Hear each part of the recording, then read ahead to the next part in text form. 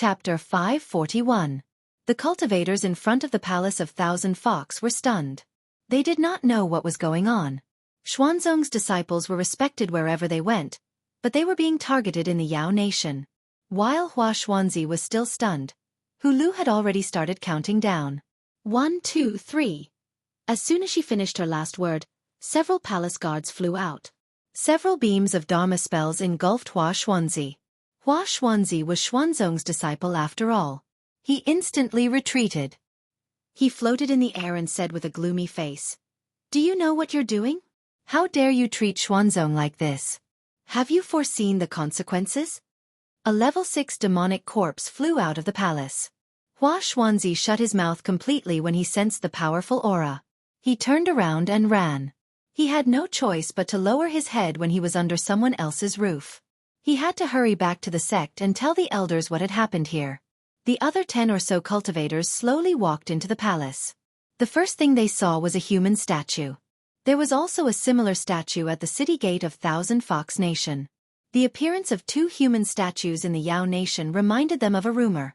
It was said that the current queen of Thousand Fox Nation, the ruler of half of the Yao Nation, had an extraordinary relationship with an important minister in the Great Zhou.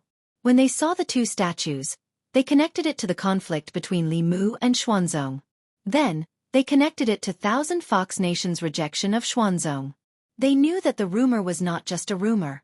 In the bedroom, Phantom Princess said to the voice transmission instrument unhappily, "You didn't even tell me about such a big thing. Who do you think I am?" Divine Capital. Li Mansion. Li Mu glanced at Lu Hanyan, who had just returned to Divine Capital. She was talking to Wan Wan and Xiao Bai. He said, "It's not a big deal, so I didn't want to tell you." Phantom Princess did not dwell on the matter. She asked, "When will you come to see me?" Li Mu whispered, "I have a lot of things to do in the next few months. When I'm done, I'll go see you." Illusion Princess rolled around on the bed and asked with a red face, "I missed you. Did you miss me?" Lu Hanyan had already noticed this. If he dared to flirt with her here, he would die here today. Li Mu whispered, "It's not convenient now. I'll contact you later." By the time he put away the sound-transmitting Dharma artifact, Lu Hanyan had already walked over. She looked at Li Mu and said indifferently, "Come with me." Li Mu followed her into the room and said, "I bought some clothes for you. See if there's anything you like." Lu Hanyan sat on the chair and said, "Don't worry." Li Mu continued, "A few days ago, we saw Wan Wan and her parents and family members in the Immortals' capital. They were the same as before. In order to prevent Wan Wan from seeing them sad, I sent people to chase them away." Lu Hanyan nodded and said, "Well done." Then she looked at Li Mu and asked, "Who will you contact later?" Although Li Mu had been hiding it from the Empress, he did not plan to hide it from Lu Hanyan. He looked up at her and said, "There's something I need to confess to you." The accident in Thousand Fox Nation had always been something that Li Mu was too ashamed to talk about. As an indomitable man, he withstood countless temptations, but in the end, he was defeated by a fox. Lu Hanyan's face darkened and asked, "Does Xiaobai know?" Li Mu shook his head and said, "I haven't told her yet. Listen to me. That was really an accident. I didn't expect." Lu Hanyan stood up and snorted coldly. She said, "It's useless to explain to me. You'd better explain to Xiaobai." She walked out of the room and left Li Mu alone. Li Mu decided not to tell Xiaobai that he already had another fox by his side. The most important thing now was to let her take revenge for the murder of her clan and her grandmother. This had become an obsession in her heart. The Heavenly Fox clan's obsession with revenge was so deep that her cultivation had been stagnant for a long time. Li Mu walked to the yard and asked them to choose a few sets of clothes. Then he went to Changle Palace. As soon as he took out the clothes, Zhou glanced at him and said, "They chose these, didn't they?" She got an affirmative answer from Li Mu's expression. She snorted softly and said, "I knew it. If they didn't choose the leftovers, you wouldn't give them to me." Li Mu said helplessly, "Your Majesty, you misunderstood me. I have already chosen a few sets for you. I just wanted to let Your Majesty see if there are any that you like." He took out a few other sets of clothes and said, "I have already chosen these for Your Majesty." Zhou soon forgave Li Mu and went to the inner hall to try on the clothes. Li Mu looked at Mr. Mei and Shangguan Li and said, "You can also choose a few sets." Although they are not treasures, they look good on you. Mr. May glanced at him indifferently and said, "They only gave us the leftovers after others chose." Li Mu waved his hand and put away all the clothes. He said indifferently, "Take it or leave it." Mr. May said angrily, "You heartless man. I even asked Ju Wei to help you get information. How can you treat me like this?" Li Mu was a little slow in putting away the clothes. He asked, "What information?" Mr. May glanced at him indifferently and asked, "Do you want to know the background of Xiao Bai's enemy?" Li Mu said, "Xuanzong's fourth-generation disciple." Mr. May crossed his arms and said, "Are you stupid? Xuanzong's fourth-generation disciples are also born and raised by their parents. I mean, what country he is from, what his identity is, and who else is in his family." Li Mu paused and said, "Actually, I was just joking. I have already looked out for Sister May's clothes. These clothes are very suitable for your temperament," Shangguanli asked. "What about me?" Li Mu waved his hand and said, "Go away. You can choose after Sister May finishes." Shangguanli took out a secret document from her sleeve and said, "I have the information from Ju Wei's investigation." Li Mu took a deep breath and a smile appeared on his face again. He said, "Good Ali, how could I forget you? I was just joking just now. Of course you should choose first. With Sister May's age, there aren't many things here that she can wear. It won't be too late to choose later."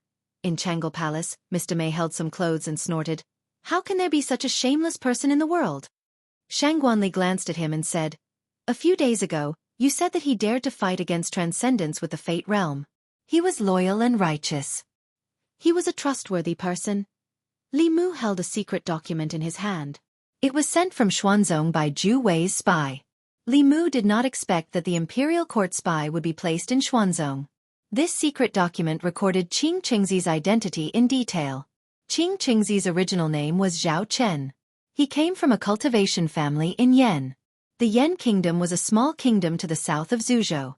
Its strength was very weak, far inferior to the Shen kingdom, the Jing kingdom, and the Yong kingdom. It was a vassal state of the Great Zhou.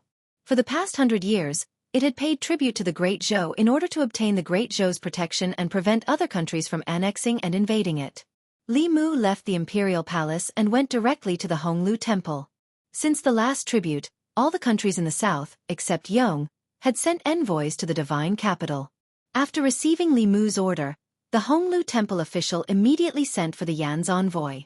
A thin man quickly stepped into the room and said nervously, "What instructions does your excellency have for this humble subject?" Li Mu asked, "Can you get in touch with the Yen imperial family?" The thin man immediately nodded. "Your excellency, we can." Yen imperial family. The envoy sent a message from the Great Zhou's divine capital, causing the entire Yen imperial family to panic. The son of the Zhao family was fortunate enough to join Xuanzong. This was supposed to be the glory of the Zhao family and the Yen imperial family. Unexpectedly, he was wanted by the Great Zhou court. The Yen imperial family was a vassal state of the Great Zhou. The Great Zhou court directly sent the document to the Yen imperial family. As the most powerful country in Zhuzhou, if the Great Zhou was angry, a small country like the Yen imperial family would be silently reduced to ashes. After receiving the message from the Great Zhou court, the Yen imperial family immediately held an emergency meeting and made a decision in the shortest time possible. The order from the Great Zhou could not be disobeyed. The Yen imperial family personally issued a decree ordering the Zhao family to immediately recall Zhao Chen. In the Zhao family, after the messenger left, the head of the Zhao family snorted and threw the imperial decree on the ground. He stepped on it and said, "Bring me a sound-transmitting Dharma artifact. I want to ask Chang'er for his opinion." Xuanzong. Qing Qingzi knelt before Dao Qingzi and said worriedly, "Grand Elder, the Great Zhou court is pressuring the Yen imperial family to force my father to hand me over. What should I do? A small country dares to ignore the Xuanzong." Dao Qingzi stood up and waved his sleeve. He said indifferently, "In that case, let the Yen imperial family perish." Chapter 542. In the Daoist palace, Dao Qingzi ordered, "Miao Xian, arrange a few disciples to help Qing Qingzi's family take over the Yen kingdom." A figure walked up and said respectfully, "Yes, master." The Xuanzong elders were silent for a moment. One of them couldn't help but say, First Elder, please reconsider. Our sect is detached from worldly affairs and has never interfered with the affairs of the secular countries. If we interfere with the internal affairs of the Yen Kingdom, we will be criticized. Dao Qingzi said lightly, the Yen Kingdom is a small country. They are willing to be the loyal dog of the Zhou dynasty and look down on the Xuanzong. If we don't punish them as an example, there will be others who don't know what's good for them in the future. I will show my power. No one is allowed to say anything. Tian Jizi had personally ordered that the Grand Elder would take over after the sect master left the sect. The group of elders couldn't disobey his decision. The Grand Elder's personality wasn't good before, but it wasn't like this. Everyone faintly felt that he had lost all face in front of all the cultivators in the world. A demon had already formed in his heart, and it was causing his personality to change from extreme to even more extreme. If this continued, no one knew what would happen to Xuanzong. The more he wanted to protect the sect's reputation, the more the sect's reputation would be lost. If he had dealt with it impartially and handed over Qingzi, the sect's reputation would still be slightly damaged, but things wouldn't have turned out this way. All the dojos were taken back, the outer sect disciples were expelled, and the inner sect disciples were ostracized in the Great Zhou and the Yao Kingdom. In the hearts of all the cultivators, the 1,000-year-old sect's reputation was ruined. At this moment, many elders began to doubt whether Tian Jizi's decision was right. Under the Grand Elder's arrangement, a few elders of the Fifth Realm left the sect quietly and went to the Yen Kingdom. A few days later, in the divine capital of the Great Zhou, in the morning court, the envoy of the Yen Kingdom knelt in the Ziwei Palace and begged. The rebels of the Yen Kingdom have surrounded the palace. I am under the orders of the King of Yen to ask for help from the Shangguan Kingdom. Li Mu stood in front of the palace, looking surprised. His original intention was to put pressure on Qingzi's family through the imperial court of the Yen Kingdom. But he didn't expect that the Zhao family of the Yen Kingdom would rebel. He once asked the envoy of the Yen Kingdom. The Zhao family was only a mid-level cultivation family and did not have the power to rebel. The power controlled by the royal family of the Yen Kingdom was enough to destroy the Zhao family 10 times over. To be able to force the royal family of the Yen Kingdom into such a situation, there must be someone behind the Zhao family. Obviously, Xuanzong was the only one with such strength and a reason to help the Zhao family. The spies of the imperial court in Xuanzong sent back news that after Li Mu and the others left, the hierarch of Xuanzong, Miao Yunzi, also went out to travel. At this time, the person in charge of Xuanzong was the Grand Elder Taoist priest, Cheng Zi. With his personality, who valued face more than anything else, he was capable of doing such a thing. The request for help from the Yen Kingdom's envoy caused a huge commotion in the imperial court. After some discussion, a civil official said hesitantly, Your Majesty, I think that this is the internal affairs of the Yen Kingdom. Great Zhou should not interfere. The Yen Kingdom was a vassal state of Great Zhou and paid tribute to Great Zhou every year. Great Zhou had the responsibility to protect the Yen Kingdom, but the premise was that the Yen Kingdom was invaded by foreign forces. If someone in the Yen Kingdom rebelled, it was the internal affairs of the Yen Kingdom. Since the founding of the Yen Kingdom, Great Zhou had not interfered in the internal affairs of other countries, except for the Shen Kingdom, which provoked the Yen Kingdom. This was the important reason why the southern countries had always been at ease with Great Zhou and paid tribute to the Yen Kingdom. This time, Great Zhou could send troops to help the Yen Kingdom with the reason of bringing order to the chaos. Next time, it might use other reasons to interfere in the internal affairs of other countries. Once this rule was broken, the southern countries would be in a state of panic, which was not good for the stability of the Zhou continent. After some discussion, the officials of Great Zhou unanimously decided that the Great Zhou would not send troops to the Yen Kingdom because of the internal strife. After the court, the officials of Great Zhou dispersed. The envoy of the Yen Kingdom walked out of the Ziwei Palace in a daze, his face full of sorrow. This was the sorrow of a small country. Being caught in the middle of the great powers, its fate was no longer in its own control. The Yen Kingdom would soon fall into the hands of the rebels. At this moment, a figure walked past him. Suddenly, something fell from his sleeve. The envoy of the Yen Kingdom picked up a stack of yellow paper talismans and called out to the young official of Great Zhou who had plunged the Yen Kingdom into a whirlpool. He said in a hoarse voice, "Sir, you dropped something." Li Mu turned his head and said lightly, "I didn't drop anything." The envoy of the Yen Kingdom was stunned for a moment. He looked down at the stack of paper talismans in his hand. The talismans on the Fu-Lu were extremely complicated. He felt a little dizzy just by looking at them. The talisman paper seemed to be made of special materials. Each piece of Fu-Lu seemed to contain boundless power. He had clearly dropped it just now. Why did he deny it? The young official had already walked far away. The envoy of the Yen Kingdom seemed to have realized something. He suddenly raised his head and his breathing began to quicken. Li Mu left the palace. He didn't go home. Instead, he went outside the city. Outside the city gate on the west side of the divine capital, there was a wide open space. The craftsmen of the Ministry of Works were busy. A super-large cultivation market was about to be built here. The major sects and cultivation families of the ancestral state were invited to move in. The purpose was to provide convenience for the cultivators of the ancestral state. They didn't have to travel thousands of miles to Xuanzong every 5 years. In the divine capital, they could exchange for or buy the cultivation supplies they needed at any time. The imperial court also wouldn't charge them 30 to 50% of their turnover. They only had to pay a certain amount of taxes on time and they could continue to operate here. On the open space, the craftsmen of the Ministry of Works were very busy. This time, the deadline was tight and the task was heavy. They needed to build a super-large market in a month's time. Such a huge project would have taken at least half a year to complete in the past. However, the imperial court was very fast this time. Within a day, the 3 provinces passed a resolution on the project. The Ministry of Revenue's funds were also sent in immediately. The craftsmen of the Ministry of Works came overnight to measure the site. Li Mu checked the progress of the project before returning home. When he was in Xuanzong, he promised the cultivators 3 months.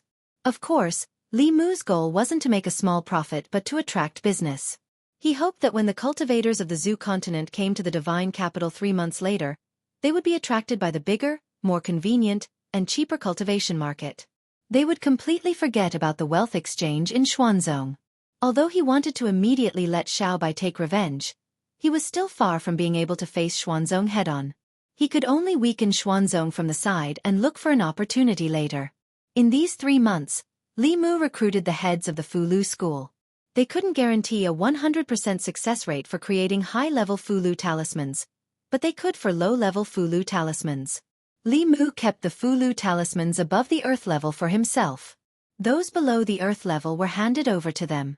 For the next few days, Li Mu stayed at home to draw talismans. On a flying boat from the Great Zhou to the Yen Kingdom, a man touched the Fu-Lu in his arms with an anxious expression. He didn't hesitate to overdraw his mana to increase the flying boat's speed to the maximum. Yen Kingdom, Yen Capital. Recently, a major event happened in the Yen Kingdom, causing the citizens of the Yen Kingdom to panic. The famous Zhao family of the Yen Kingdom recruited a few powerful cultivators from somewhere and rebelled against the royal family. After defeating the royal family's guards, they forced the royal family into the palace. Until the royal family activated the protective array, the 2 sides were in a temporary stalemate. Several figures floated in the air and attacked the array that covered the palace. The light of spells illuminated the entire sky, but the array didn't show any abnormalities other than shaking slightly. The head of the Zhao family flew into the air and said to a middle-aged man, "Elder, the royal family bought this array from the Spirit Array sect at a high price in the early years. It is said that it can withstand the attacks of powerful cultivators from Dongxian." The middle-aged man looked down at the array outside the Yen Kingdom's palace and said calmly, "It can withstand the attacks of a 6th-level cultivator, but without a 6th-level cultivator, it will take a few days to break this array." The head of the Zhao family said, "I am worried about the Great Zhou court. The royal family must have asked the Great Zhou court for help." "If the Great Zhou court sends troops," the middle-aged man said, "don't worry. This is a matter of the Yen Kingdom. The Great Zhou court will not send troops. If they do, the sect will not sit by and watch." The head of the Zhao family breathed a sigh of relief and said, "Then I am relieved."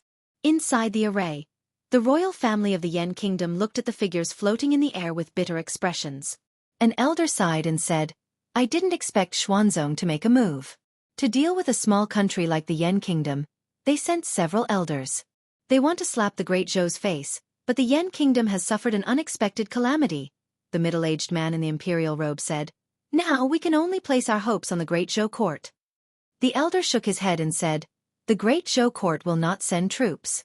When the array is broken, the Yen Kingdom will change hands. We can only hate the fact that the Yen Kingdom is so weak that we can't even control our own destiny. Although the array bought by the royal family of the Yen Kingdom from the Spirit Array sect was strong, it could not withstand the continuous attacks of several 5th-level cultivators. In just 2 days, the array was at its limit. The head of the Zhao family floated in the air and looked at the array that was trembling violently under the attack of spells. A trace of passion appeared in his eyes. The Yen Kingdom would soon be under the Zhao family. In at most a few hours, the array would be broken. However, at this moment, a ray of light suddenly approached from afar. It was a flying boat. The head of the Zhao family was no stranger to the flying boat. He was the Yen Kingdom's permanent envoy to the Great Zhou. Only the envoy returned.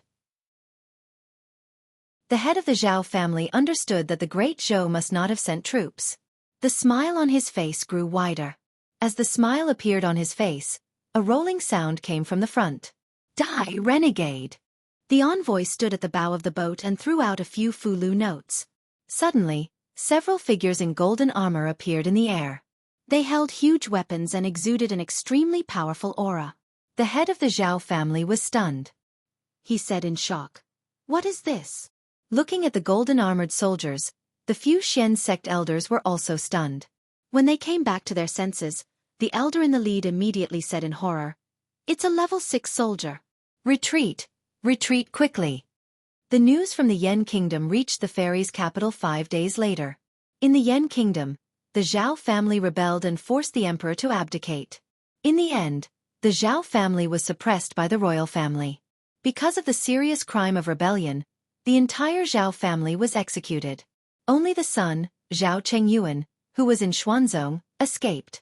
In the Li residence, Li Mu peeled an orange and fed Xiao Bai and Wan Wan a slice each. That Qing Qingzi should be able to understand part of the pain that Xiao Bai went through now, right? In Xuanzong, Qing Qingzi knelt on the ground with a blank expression. He had yet to recover from the heavy blow. His family failed to seize power and was executed by the royal family of the Yen Kingdom. Now, he was the only member of the Zhao family who was still alive. How could this be? How could this be? The Yen Kingdom was only a small kingdom. The most powerful person in the royal family was only at the 5th level. This time, the sect directly sent 5 5th-level elders. How could this fail? How could his family die? Dao Chengzi's face darkened. He asked, "What happened?" A 5th-level elder who came back from the Yen Kingdom said in grief and indignation, "It's the Golden Armor Divine Soldier Seal, a heaven-level Golden Armor Divine Soldier Seal. The royal family of the Yen Kingdom summoned 3 6th-level Divine Soldiers. We were no match for them at all. If they didn't intend to let us go, all the disciples would have died in the Yen Kingdom." Miao Xuanzi gritted his teeth and said, "Fulu School. It must be the Fulu School's interference. Other than them, who else can draw a heaven-level Golden Armor Divine Soldier Seal? The Fulu School forbids the sale of offensive heaven-level Golden Armor Divine Soldier Seals. How dare the Fulu School break the rules?" A golden armor talisman could temporarily summon a 6th realm divine soldier. With such a high-level combat power, it could easily annihilate most of the small and medium sects and small and medium countries, causing great chaos. Therefore, none of the Daoist sects were allowed to sell heaven-tier offensive talismans. This was the consensus of the 6 sections. Miao Xuanzi said coldly, "I'll go ask Shen Jizi and see how he explains it." He came to a Taoist palace and sat on a white jade chair. After activating it with his mana, Shen Jizi, who was preaching to his disciples in the Taoist palace on the main peak of the Fulu School in the north region, felt something and waved his hand. In the center of the Taoist palace, an illusory figure appeared out of thin air. Shen Jizi looked at the illusory figure below and asked, "Miao Xuanzi, what brings you here so suddenly?" Miao Xuanzi asked in a deep voice, "Shen Jizi, don't play dumb with me. Did your Fulu School give the Yen Kingdom a few Golden Armor Divine Soldier Seals? You should know that this kind of Fulu is forbidden to be sold." Shen Jizi denied, "Our sect has never sold the Golden Armor Divine Soldier Seals." Miao Xuanzi snorted, "Do you think you can recognize it? Other than your Fulu School, which other sects and families can draw heaven-level Fulu, and heaven-level Golden Armor Fulu at that?" Shen Jizi shook his head. "Our sect has never sold the Golden Armor Divine Soldier Seals, but a few days ago, junior brother Ling Jizi sent a message saying that the few high-level Fulu he carried with him were stolen. Perhaps it was the thief who stole them and sold them. It has nothing to do with our Fulu school. Lost? Miao Xuanzi said angrily, Xian Jizi, do you think I'm a 3-year-old kid? Xian Jizi looked at him and said lightly, the runes of the golden armor divine soldier seals can be found in any introductory book of talisman Taoism. The world is so big that there are hidden dragons and crouching tigers. It's normal that a master who is good at talisman Taoism can draw this kind of talisman. Without any evidence, don't blame our Fulu school for everything. Do you think that Xuanzong must be behind someone in the Yen Kingdom's rebel army who used high-level Taoist magic arts? Miao Xuanzi's lips moved, but he was speechless. Finally, he waved his sleeves and the projection gradually dissipated. Seeing him disappear, Xian Jizi took out his voice-transmitting celestial artifact. After activating it he said, Junior brother, next time this kind of thing happens, remember to use a Fulu that they have never seen before. Once the golden armor divine soldier seals are used, everyone will know it's our Fulu school. Chapter 543. Li Mu was the cause of the Yen imperial family's calamity. Even if the great Zhou couldn't send troops to help, Li Mu wouldn't just sit by and watch. The 6 Daoist sects were detached from worldly affairs and never participated in worldly struggles for imperial power. It was Dao Qingzi who broke the rules of the cultivation world first, so Li Mu couldn't be blamed for his carelessness. In fact, Li Mu already knew that Fulu weapons above the heavenly level were prohibited from being sold. This was the consensus of the 6 sections. The golden armor talisman wasn't like the creation talisman. Although both Fulu weapons were at the heavenly level, one could save lives while the other could take lives. Having a heavenly level golden armor talisman was equivalent to having a powerful cultivator from Dongxian, who could destroy more than half of the small countries in the south. If this kind of Fulu could be bought with money, the cultivation world would be in complete chaos. However, Li Mu didn't accept the money from the Yen imperial envoy, so it wasn't considered selling. Moreover, he was standing on the side of justice and had a clear conscience. The Zhao family's rebellion had been destroyed, and Xuanzong was at his wits' end. If Dao Qingzi was crazy enough to send a 6th realm elder to interfere with the Yan's affairs, all the countries in the Zhu province, including the Great Zhou, would unite to resist Xuanzong. The imperial courts of the various countries and the Daoist sects had always minded their own business. No matter which country it was, the imperial court didn't want to have a power above their country. Even the Great Zhou wouldn't interfere with the internal affairs of other countries. Li Mu and Xuanzong had been at odds ever since Dao Qingzi chose to protect Qing Qingzi. Unfortunately, he didn't have a Dao integration cultivator by his side. Otherwise, he could have led his men to Xuanzong's mountain gate and forced them to hand over Qing Qingzi. Li Mu also realized that his own strength and that of the Fulu school were still too weak. Otherwise, Xuanzong wouldn't have dared to offend the Fulu school for an inner disciple. All along, every step he took had been smooth sailing. The conflict with Xuanzong was his first major setback. Xiao Bai's enemy was in Xuanzong, but Li Mu couldn't avenge her. These days, he had been blaming himself. This was probably the first time that Li Mu was so eager to improve himself and the people around him. The cultivation market in the divine capital had to be set up successfully. Li Mu needed enough spiritual jades and spiritual herbs to raise the overall cultivation of the talisman sect's disciples to a whole new level. At the very least, in terms of the number of middle and high-tier disciples, they would not lose to the profound sect. As for the 8th realm cultivators, there was no way. Over the past 10,000 years, the spiritual qi in this world had become thinner and thinner. It was no longer possible for a 9th realm cultivator to be born. Even 8th realm cultivators were hard to come by. Other than Tian Jizi of the Xian sect, there was no other 8th realm cultivator in Taoism. The only sect that could have an 8th realm cultivator was the demon sect. However, Li Mu couldn't work with the demon sect. This notorious organization was the enemy of all righteous sections. Fortunately, the only person on the continent who had a chance of reaching the 8th realm was one of Li Mu's closest people. Today, the Empress was wearing a piece of clothing that Li Mu gave her. She leaned lazily on the dragon throne and read the latest novel. As the continent's youngest 7th realm cultivator, Li Mu hadn't seen her cultivate. If the Empress had an 8th realm cultivation, why would he need to work so hard to accumulate strength and wait for Xiao Bai to avenge her? He would have brought people to fight Xuanzong long ago. Zhou Yi felt Li Mu's gaze. She put down her book and asked, "Why are you looking at me?"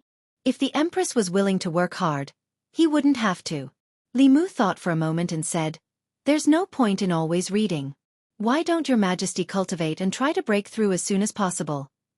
Inside Xuanzong. Inside a Daoist palace, Qing Qingzi knelt on the ground with a crazed expression. He gritted his teeth and said, "Grand Supreme Elder, the Yan Kingdom's royal family humiliated our Xuanzong. I beg you to send the chief elder to the Yan Kingdom to kill the Yan Kingdom's royal family and raise the prestige of our Xuanzong." Dao Chengzi glanced at him and said, "Take him away and make him face the wall for 10 years. He's not allowed to step out of Discipline Peak for 10 years. Qing Qingzi was obviously crazy. If he killed the Yan Kingdom's royal family, Xuanzong would become the most powerful sect of the evil Dao. This was not what Dao Chengzi wanted. The fourth-generation core disciples in the palace watched Qing Qingzi being taken away. Qing Xuanzi's face was even paler than Qing Qingzi's. He was glad that he didn't fight Li Mu to the death. Otherwise, he would have been the crazy one. Dao Chengzi sat on the main seat. He closed his eyes and said, "You can all leave." The disciples bowed and left the Taoist palace. When Dao Chengzi was the only one left in the palace, the door of the Taoist palace slowly closed. Darkness shrouded Dao Chengzi. At this moment, a voice suddenly sounded in Dao Chengzi's ears. "Are you angry and unwilling to accept this?" Dao Chengzi's expression changed. He shouted, "Who is it? Come out." He scanned with his divine will but didn't find a second aura. At this moment, the voice sounded again. "Don't look for me. I'm in your heart. You're me and I'm you." Dao Chengzi had cultivated for more than 100 years. He knew what he had encountered. Even with his cultivation and temperament, his face couldn't help but turn pale. The voice continued, "I know you're angry and unwilling to accept this. Among all the disciples, you're the most talented. You were the first to reach the creation realm, the first to step into Dongxian, and the first to transcend. However, your biased master still passed the position of sect master to someone else. You thought that if you were the sect master, Xuanzong would have been better than it is now." The voice laughed. "However, when you took control of Xuanzong, you realized that things weren't like that. As the Grand Supreme Elder, you were humiliated by a fifth realm junior in front of countless cultivators on the Zhu continent. Xuanzong's dojo was taken away, the outer sect disciples were expelled, and the inner sect disciples were ostracized by the demon race.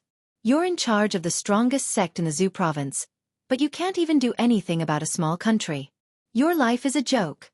Dao Chengzi's eyes were bloodshot. He said furiously, "Shut up! I'm the Grand Supreme Elder of Xuanzong, a seventh realm cultivator. I'm second only to one person and above millions." The voice laughed even louder. "Do you believe what you're saying? If you don't think you're a joke, why would I appear? Even if you have everything you want now, you can't even do anything to a junior. Isn't this a joke?" "Shut up, shut up, shut up." In the Holy Ji Palace at the highest point of the Xian sect, angry roars could be heard. Countless disciples of the Xian sect looked up and were terrified. They did not know why the Grand Elder was so angry. When the headmaster was here, such a situation had never happened. They didn't know when the sect master would return. They really didn't know what kind of path the Grand Supreme Elder would make Xuanzong walk on. Just as the Xuanzong disciples were thinking about their sect master, Miao Yunzi, the Xuanzong sect master, was meditating in a silent space of the flask heaven. At a certain moment, he opened his eyes and looked at the old man opposite him. He asked, "Martial Granduncle, why didn't you follow the sect rules and hand Qing Qingzi over to the Fulu school? What did you see?" The old man was silent for a long time. Finally he said, "Catastrophe." Miao Yunzi's eyes narrowed. Martial Granduncle Tianjizi had predicted 2 catastrophes for the sect. If it weren't for his warning and the sect being prepared, Xuanzong would have already been destroyed by the demon Dao. It was because of this that the Xuanzong disciples trusted him so much. Miao Yunzi took a deep breath and asked, "What kind of catastrophe?" The old man said slowly, "The fall of the dynasty, the end of the 6 sects, the collapse of the 10 continents, a world-ending catastrophe." Miao Yunzi asked in shock, "Just because Xuanzong handed Qing Qingzi over?" The old man said, "This is the mystery of fate." Something that seems insignificant now can cause a huge change in the future. Miao Yunzi thought for a moment and asked, "Can this catastrophe be stopped if we don't hand over Qing Qingzi?" A light appeared in the old man's empty eyes. He murmured, "No, but this is the only chance." Miao Yunzi shook his head. "Disciples still can't imagine." The old man smiled. "I can't imagine either. Cultivate well. Fortune can be a disaster. Disaster can be a blessing. No one can say for sure. It's a catastrophe, but it's also an opportunity."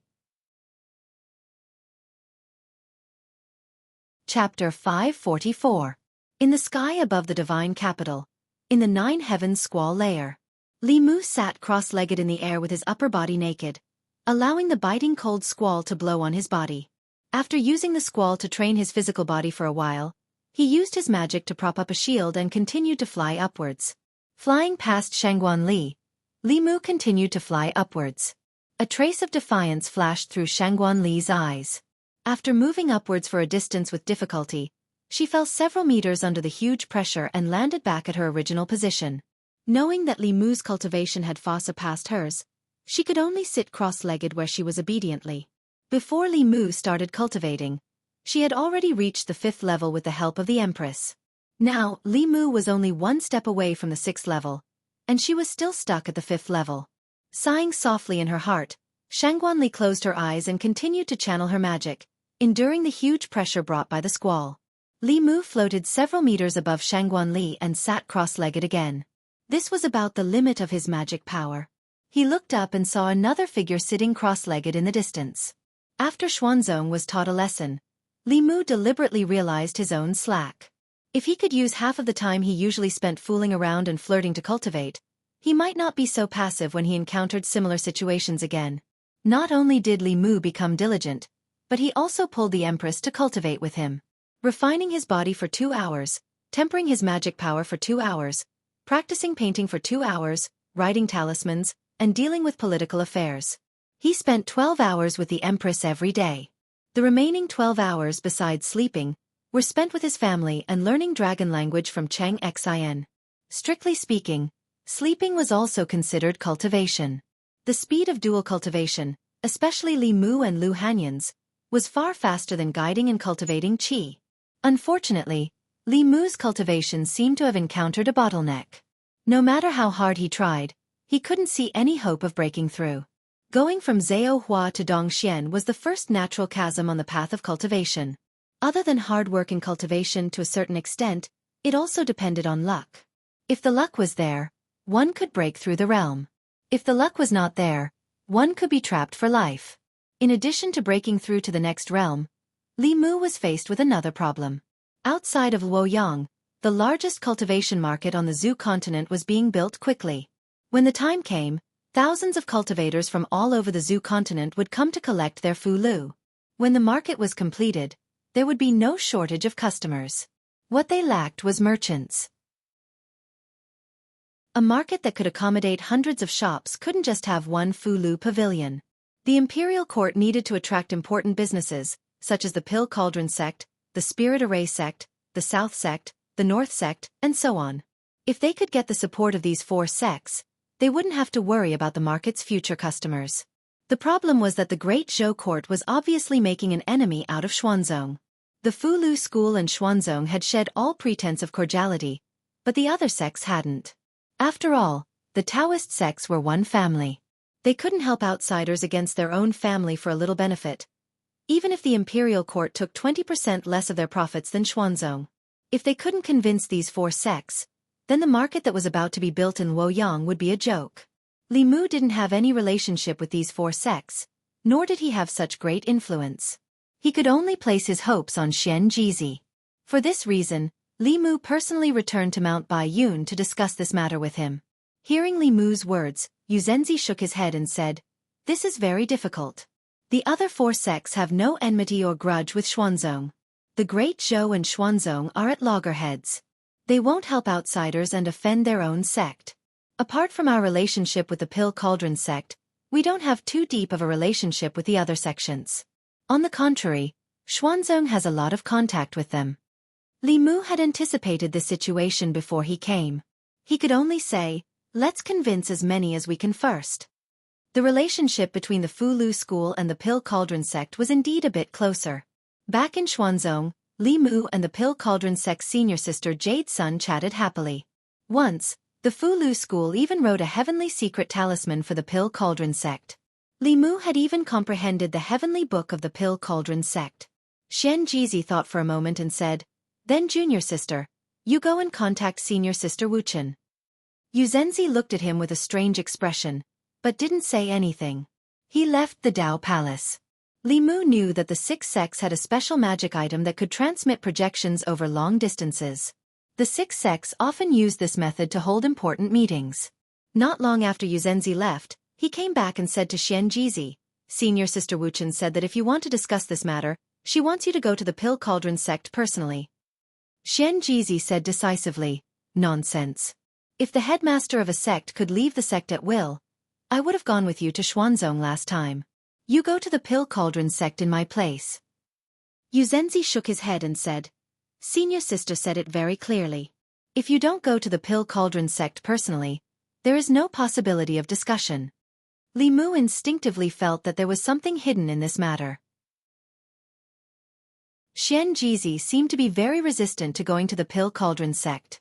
Before he could ask, Grand Elder Tianyangzi walked in from outside and said to Xian Jizi, "You go. In the past, we two old fellows weren't here. Now that we two old fellows have returned, even if you leave the sect for a year and a half, nothing will happen." Xian Jizi still wanted to say something, but Grand Elder continued, "Our Fu Lu school and Xuanzong have already reached this point. As the headmaster, you should think more about the sect." Xian Jizi was silent for a moment, then sighed and said, "Disciple understands." Li Mu had never seen Xian Jizi like this. Seeing him leave with a heavy heart, Li Mu was suspicious. He asked Yu Zhenzi, "What happened to senior brother?" Yu Zhenzi shook his head and said helplessly, "Because the Pill Cauldron sect's senior sister Yu Zhenzi likes senior brother, and senior brother wholeheartedly wants to revitalize the sect. He doesn't want to be burdened by love affairs. Senior sister Yu Zhenzi's talent is outstanding, but because of this, she is unable to transcend." Li Mu finally understood why when he and Xuanzong had a conflict, Xian Jizi got the news from Yu Zhenzi. However, to be honest, love affairs will indeed affect cultivation and the revitalization of the sect. If one only knew how to talk about love every day, how could one have time to cultivate? How could one have time to plan the future of the sect? No one knew this better than Li Mu. Being immersed in the land of warmth and tenderness all day will greatly breed laziness. Perhaps the Pill Cauldron sect wanted to facilitate the two of them to become Dao companions. Li Mu didn't know whether Xian Jizi didn't like Yu Zhenzi or was worried about the sect. If it was the former, then Li Mu also didn't want him to sacrifice himself for the sect. Feelings can't be forced. After all, Xian Jizi wasn't a lecherous person like Li Mu. Forcing him to spend his life with a woman he didn't like was rather too cruel. Li Mu walked out of the Dao Palace and saw Xian Jizi standing alone at the edge of a distant cliff. The mountain wind blew his Dao robe, making this figure appear particularly lonely. Li Mu walked to the edge of the cliff and said, "Regarding senior apprentice sister Yu Zhenzi, what does senior apprentice brother think in your heart?" Xian Jizi said deeply, "Before master's lifespan ended, he gave the Fu Lu school to me. What I bear is not a love affair, but the rise and fall of the sect. As the headmaster, I must live up to the responsibility on my shoulders, live up to master's dying wishes, live up to the ancestors of the Fu Lu school, and revitalize the sect." Standing together with Xian Jizi, Li Mu suddenly felt somewhat ashamed. He was also a disciple of the Fu Lu school and the future headmaster, but he didn't have the same sense of responsibility and mission as Xian Jizi. He never took the initiative to think about doing anything for the Fu Lu school. To strengthen the sect, to fulfill the wishes of the ancestors, to make the Fu Lu school the #1 sect of the Dao. For someone like him who controlled countless resources, this clearly wasn't too difficult a matter. Li Mu took a deep breath, and in his heart he strengthened a certain belief. He looked at Xian Jizi and said, "If senior apprentice brother trusts me, then hand the sect over to me. I will do my best to revitalize the Fu Lu school." Xian Jizi suddenly turned around and walked towards the Dao Palace in large strides. He said, "Senior apprentice brother, change your clothes. You also prepare to go to the Pill Cauldron school.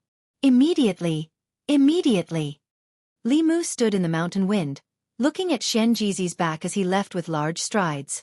His expression was somewhat chaotic. Chapter 545. Li Mu suspected that he had fallen into Xian Jizi's trap. It wasn't the first time he wanted to be a headmaster who didn't do anything. When he saw Xian Jizi driving the spirit boat towards the Danding sect at the fastest speed, he was even more certain of this idea.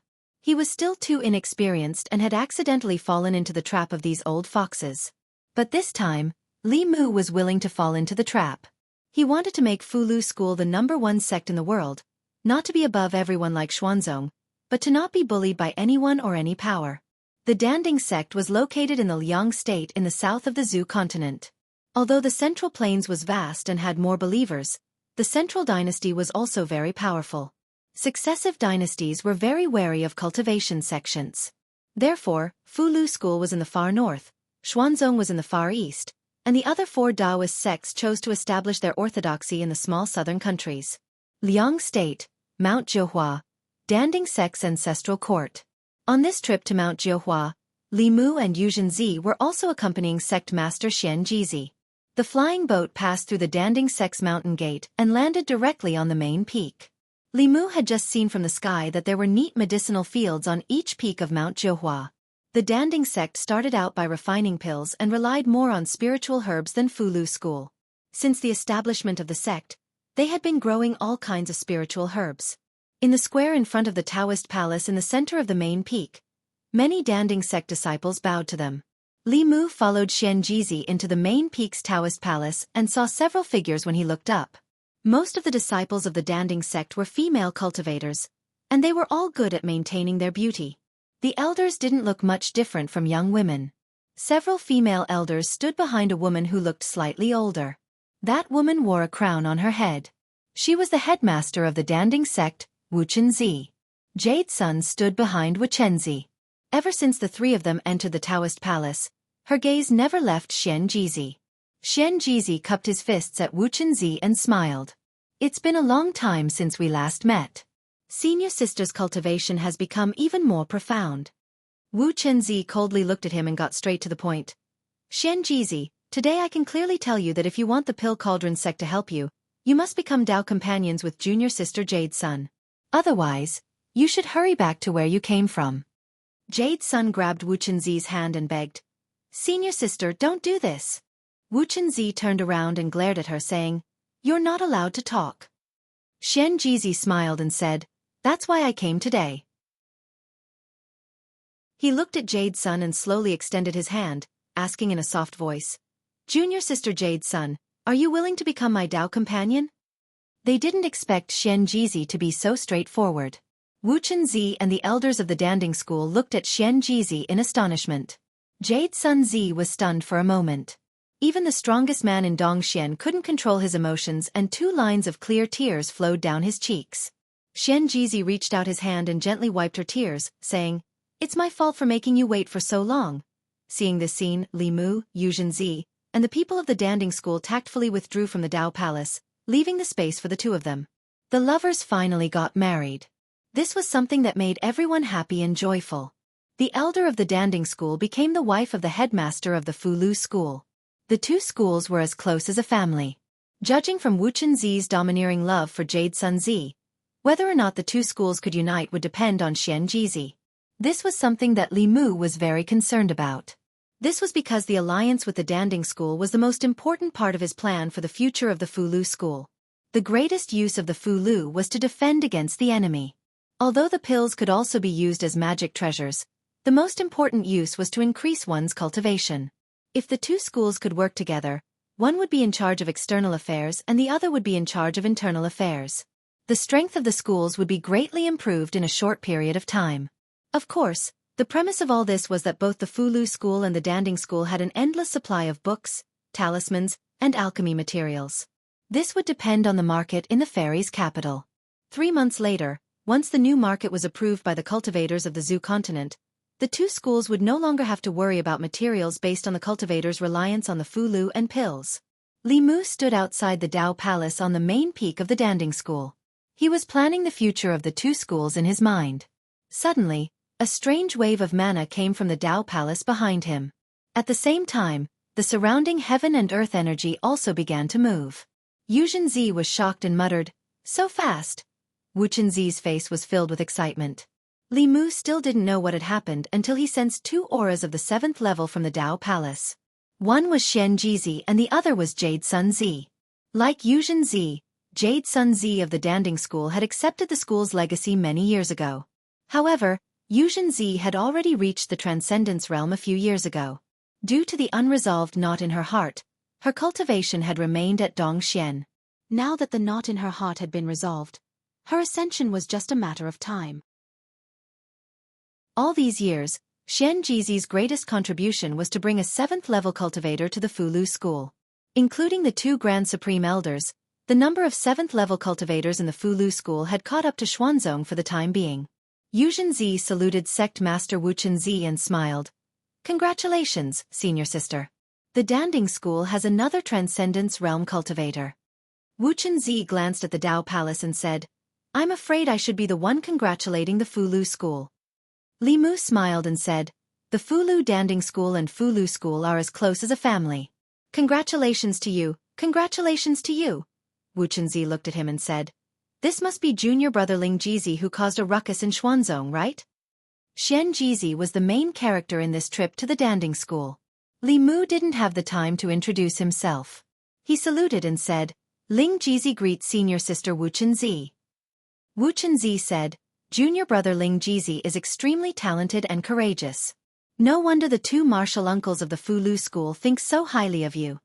Just as she finished speaking, 2 figures walked out of the Dao Palace hand in hand.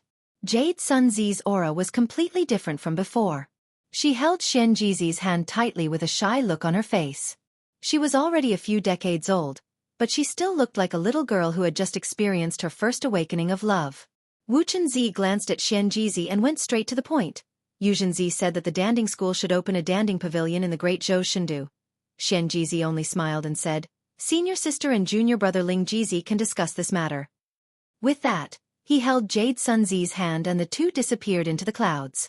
Wu Chenzi looked at Li Mu and was slightly shocked. She knew that Ling Jizi was valued in the Fulu school, but she didn't expect him to be valued to this extent. Xian Jizi clearly thought of him as the next headmaster of the Fulu school, and a future headmaster who would be in charge from now on. She glanced at Li Mu and said, "Come with me." Li Mu and her walked into the Dao Palace. Wu Chenzi walked to the center of the hall before turning around and asking, "Do you know that what you are about to do will cause the Fulu school and Xuanzong to have no room for negotiation?" Li Mu smiled and said, "Is there a way to turn things around now?" The 3 transcendent experts of the Fulu school caused trouble in Xuanzong. Li Mu made Xuanzong's Grand Elder lose face in front of countless cultivators of the Zhu continent. The Empress expelled the Fulu school's outer disciples and used their training grounds to raise livestock. There was no room for negotiation between them and Xuanzong. Wu Chenzi didn't ask any further and said, "Xian Jizi asked you to discuss with me, which means that you alone can take charge of the Fulu school. Since you have decided, I won't try to persuade you anymore. From now on, the Fulu Danding School is a family. If you need the Danding School to do anything, just tell me." Wu Chenzi was the head of the Danding School. If she could say these words, it meant that the Danding School had chosen to stand with the Fulu school in the face of Xuanzong.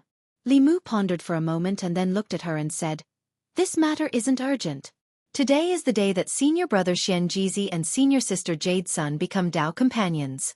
Junior brother has a gift for the Danding School." He extended his hand and a jade slip appeared in his palm. He handed the jade slip to Wu Chenzi with both hands. Wu Chenzi took it and inadvertently scanned it with her divine sense. Her expression completely froze. She suddenly looked at Li Mu and said in shock, "This?" Li Mu smiled and said, "This is a small gift. It's not enough to show my respect." Chapter 546. Li Mu had comprehended the heavenly book of the Danding School a long time ago. The reason why he didn't take it out before was because he was a disciple of the Fulu school. Of course, he didn't want other schools to grow stronger. But now, the Danding School and the Fulu school were like family. He didn't need to hide these things anymore. His opponent was the Xian sect, the #1 sect of Taoism, which was filled with powerful cultivators. Only when the Talisman sect and the Elixir sect were strong enough would he have more chips in his hands to fight against the Xian sect in the future. Wu Chunzi looked at the jade slip in her hand. It was as light as a feather, but also as heavy as 10,000 pounds. The Danding School's knowledge of alchemy was passed down to this day. Part of it came from the Heavenly Book, while the other part came from the enlightenment of the seniors of the school over thousands of years. This was the foundation of the Danding School. The jade slip wasn't big, but the information in it was extremely rich. It contained all the knowledge of alchemy that the Danding School's disciples had comprehended from the Heavenly Book. There were also countless prescriptions, alchemy notes, and enlightenment that she had never seen before. The Danding School had the hope of reaching the top of Taoism in a limited time if they obtained this item. Was this the small gift that Ling Jizi had mentioned? The small gift he had mentioned was the road to prosperity for the Danding School. She had thought that the Fu Lu School would benefit from the marriage of her junior sister and Xian Jizi. She hadn't expected that the Danding School would benefit the most. Even someone as calm as Wu Chunzi couldn't help but tremble as she held the jade slip. She pursed her lips and looked at Li Mu. "Junior brother, I'm afraid the Pill Cauldron sect won't be able to repay such a generous gift." Li Mu smiled again and interrupted her, saying, "Senior sister, you're treating me as an outsider. Our two sects are as close as a family. Senior sister, you even offended Xuanzong for us. This is nothing." Mount Jiuhua. On the main peak of the Danding School, the sound of bells suddenly rang. The bell tolled 9 times. At first, the disciples didn't pay much attention to it, but when the 9th bell tolled, all of the disciples and elders in the Pill Cauldron sect stopped what they were doing and hurried toward the main peak, with the exception of the elders who were at a critical juncture in their pill concocting. The sky around the main peak was filled with figures flying in the air. Everyone stood on the dojo in front of the main peak according to their seniority. The 9 chimes of the bell meant that all the disciples in the sect were being summoned.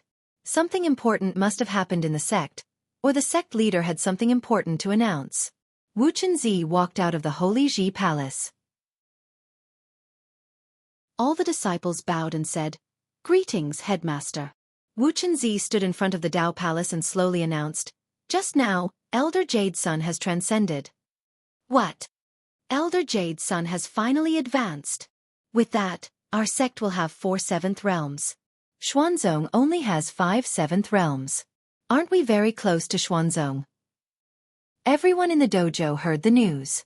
Whether they were low-level disciples or elders, they immediately jumped for joy.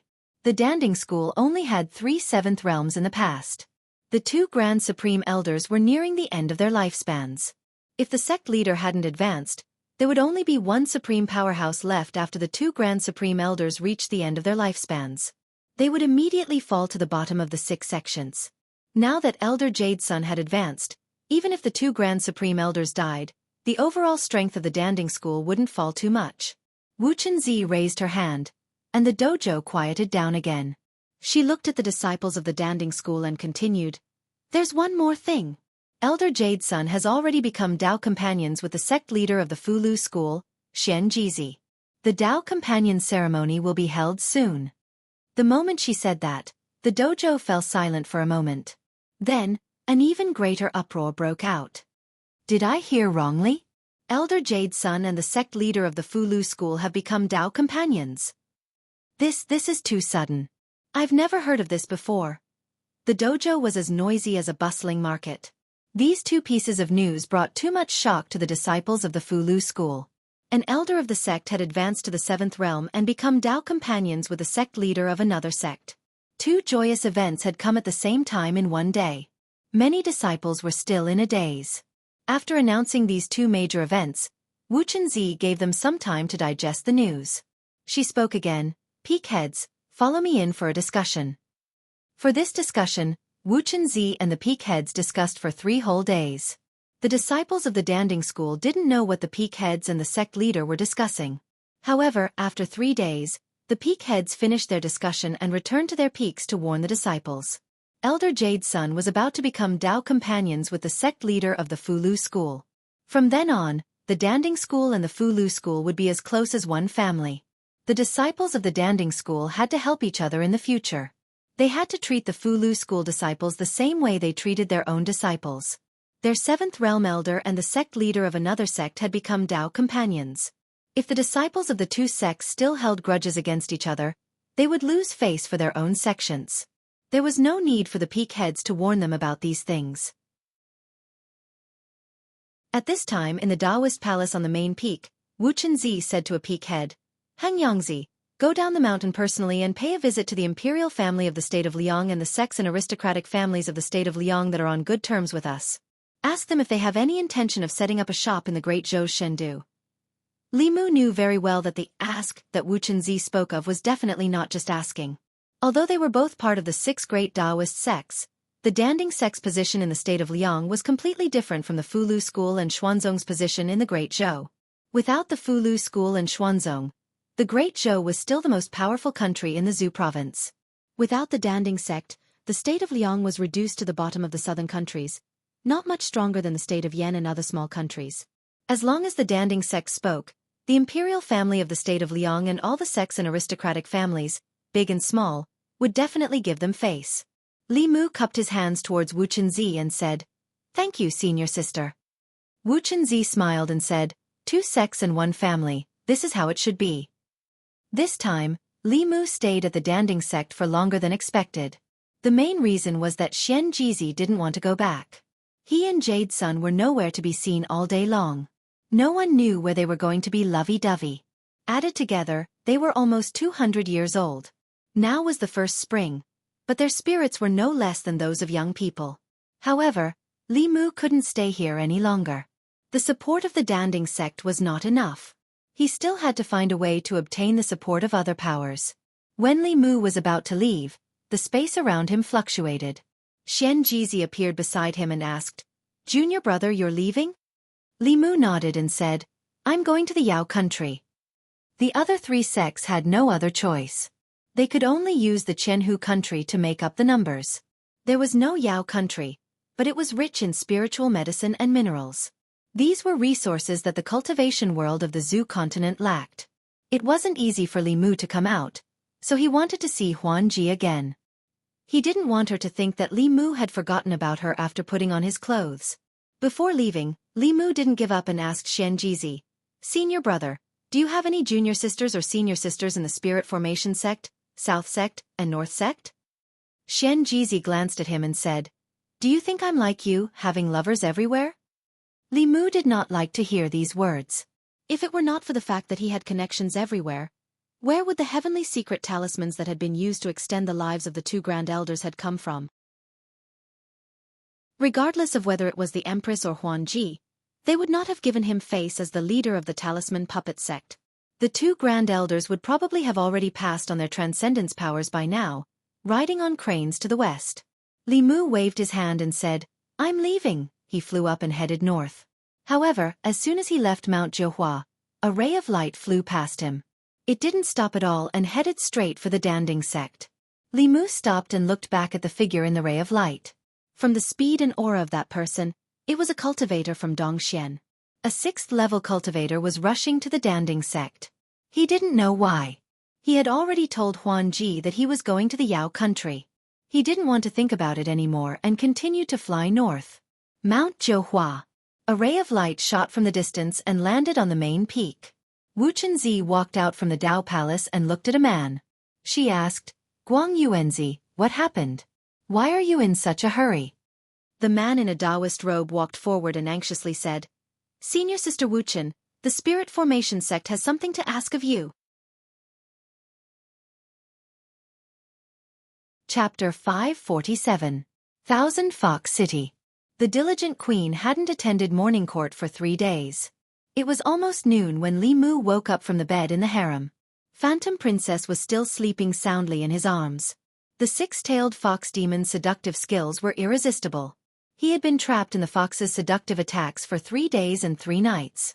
However, Li Mu didn't forget that he was here for serious business. He couldn't indulge himself like this anymore. Li Mu decided to keep a distance from this seductive body for the time being. Phantom Princess suddenly turned over and pressed her soft body tightly against his. Li Mu changed his mind at the last minute. From tomorrow onward, he would keep a distance from her. Thousand Fox City. In front of the palace. Commander Hu Lu just told the demon officials that the morning court was cancelled again. The queen hadn't attended morning court for 5 days. The demon officials could only return to their offices. At this time, Li Mu wasn't sleeping in the bed in the harem. Instead, he was making jade slips. He gave Phantom Princess the heavenly book of the demon race to recruit the big and small demon races. However, it was too difficult for them to comprehend it on their own. Many demons couldn't comprehend anything at all. Li Mu simply engraved the contents of the heavenly book on a jade slip like he did with the Pill Cauldron sect. He asked her to teach it according to the demon race that submitted to her. As for the heavenly book of the fox race, Li Mu had already given it to her. The lesson he learned from Xuanzong last time reminded Li Mu that he couldn't be strong alone. He also needed reliable helpers and a strong alliance behind him. In the future, he should supervise the queen's cultivation more. When she reached the 8th level, Li Mu could do whatever he wanted in the 10 continents and 3 islands. There was also Phantom Princess. The Heavenly Fox race was one of the top races. They weren't inferior to the dragon race. It wasn't good for her to indulge in beauty all day long. Li Mu walked to the bed and patted her smooth body. Wake up. It's time to cultivate. Hulu had already made arrangements for the Qianhu Kingdom to open a store in the divine capital. Aside from spiritual herbs, the Yao Kingdom also had some specialties that human cultivators urgently needed. For example, the silk of the Silkworm Demon Clan was a material used to make immortal garments. If sold to the Imperial Court or the Northern Faction, they could be refined into immortal garments with defensive capabilities. This kind of clothing was extremely popular in the cultivation world. Hulu had already informed the Silkworm Demon Clan to provide some silk every once in a while. Of course, the Silkworm Demon Clan's treatment here would also be greatly improved. When Li Mu was inscribing the jade slip, Huan Ji was lying on top of him. Li Mu wanted her to cultivate, but she said that after he left, she would have plenty of time to cultivate. Li Mu could only let her be. After all, he did not have many opportunities to come to the Yao nation. Huan Ji hugged him from behind and rested her head on Li Mu's shoulder. Sometimes she would blow on his neck and sometimes she would kiss him on the cheek. She was completely a clingy little fairy. Suddenly, there was a sound of vibration in the storage space. Feeling the soft body lying on his back, Li Mu felt an inexplicable sense of guilt. When he discovered that it was not the Empress who was transmitting her voice, but rather the Talisman Sect's sound-transmitting magical tool, he was slightly relieved. Li Mu did not hide from Huan Ji. After activating the artifact, he asked, "Senior brother, what is it?" Xian Jizi's voice was serious. "Junior brother, do you have 7 heart flowers and profound heart grass that are over 500 years old?" 7 heart flowers and profound heart grass were not particularly precious spiritual herbs, but anything over 500 years old, even if it was just a stalk of green foxtail grass, was worth a lot. In Li Mu's memory, there was only one kind of pill that required both of these herbs. It was a type of pill called Demon Suppression Pill. It was used by cultivators to suppress their inner demons. Li Mu asked, "What happened?" Xian Jizi said with a heavy tone, "A Grand Elder of the Spirit Array sect failed to break through and was invaded by his inner demons. It affected his mind and almost caused a disaster. Fortunately, the sect master and another Grand Elder were at the sect at the time. Using the mountain protecting formation, they worked together to control him. However, they also suffered heavy injuries. The people of the Spirit Array sect came to the Pill Cauldron sect to ask for a demon suppression pill. The Pill Cauldron sect lacks these 2 herbs." Li Mu understood the demon suppression pill, so he was very clear that the key to this matter was not the 7 heart flowers and profound heart grass. Although the demon suppression pill could be at least a mystic level pill, the demon suppression pill needed to be at least a saint level pill to be effective on a Grand Elder of the Spirit Array sect in the 7th realm. Refining a saint-level pill was as difficult as writing a saint-level Fulu. Not to mention the Pill Cauldron sect, even Li Mu himself might not be able to refine it.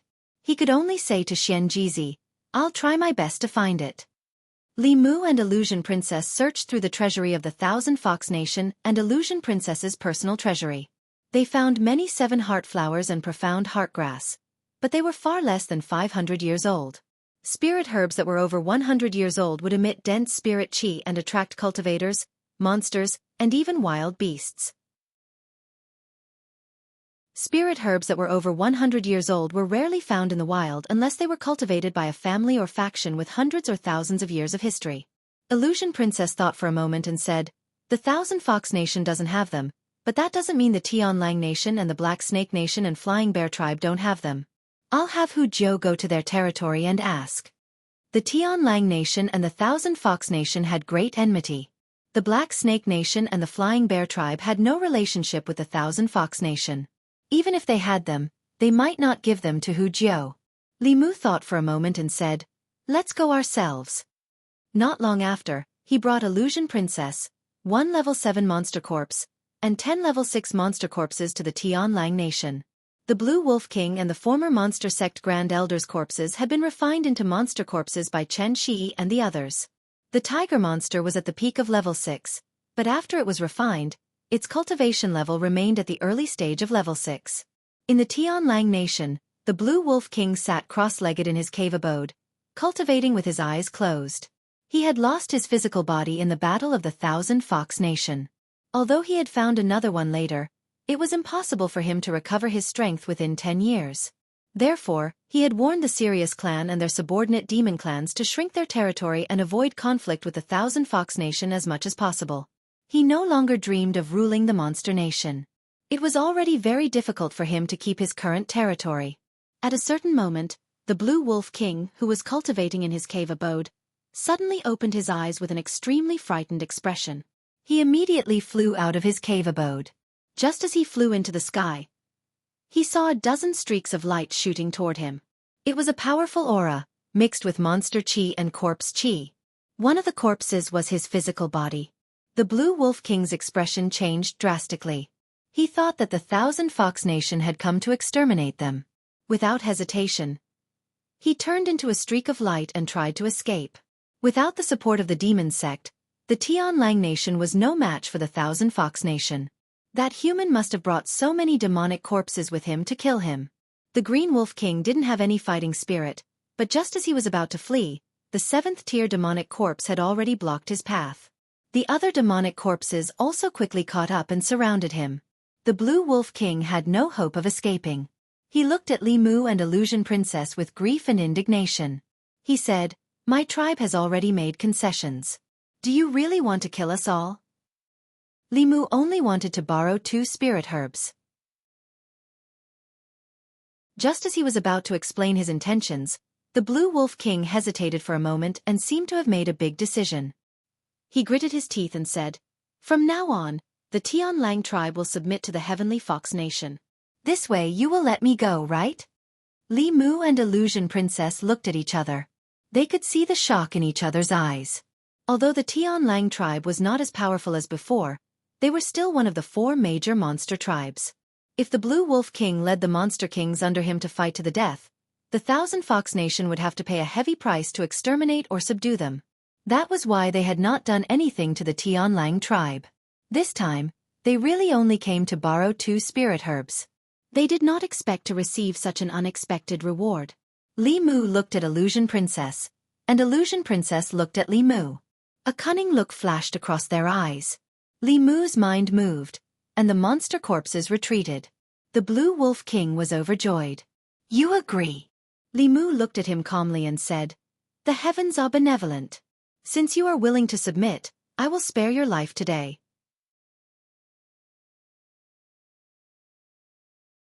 Chapter 548. Tian Lang Kingdom. The Blue Wolf King brought Li Mu and Phantom Princess to the palace. He had already thought things through. Working for the demon sect was the same as working for the Thousand Fox Kingdom. After what happened last time, the demon sect had all fled, leaving him alone to face the powerful Thousand Fox Kingdom. This was enough to prove that the demon sect was not reliable. He might as well submit to the Thousand Fox Kingdom, so that he would not have to worry about this human bringing a group of powerful demon corpses to take his life every day. After thinking this through, the last bit of unhappiness in the Blue Wolf King's heart quickly disappeared without a trace.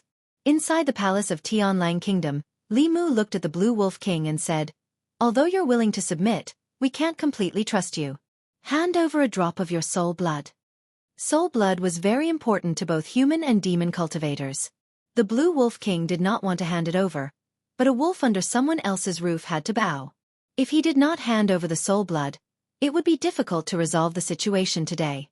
He hesitated for a moment, but still obediently forced out a drop of soul blood. Li Mu put away the soul blood then said, "One more thing.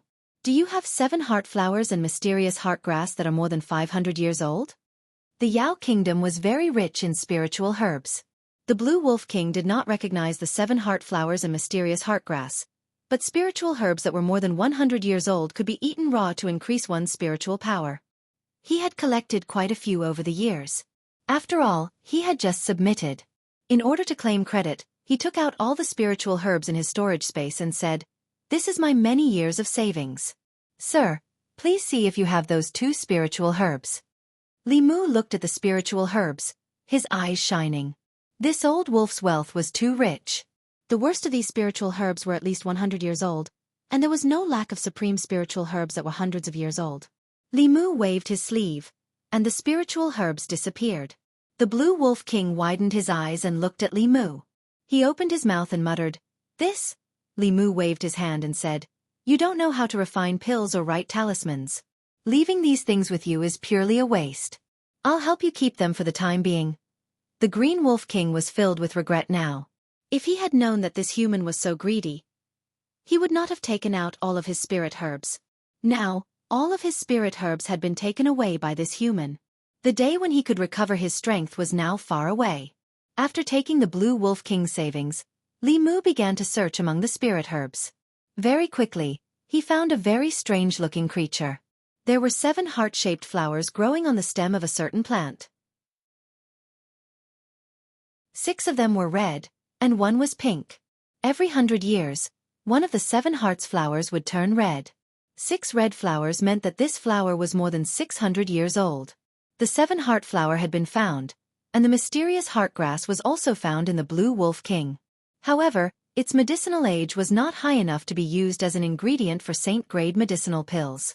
Li Mu and Huan Ji could only go to the mysterious snake clan to try their luck. When the Blue Wolf King heard that Li Mu and Huan Ji were going to the mysterious snake clan, he volunteered to go with them. The mysterious snake clan's territory was in a vast swamp basin. This was the best environment for the mysterious heartgrass to grow.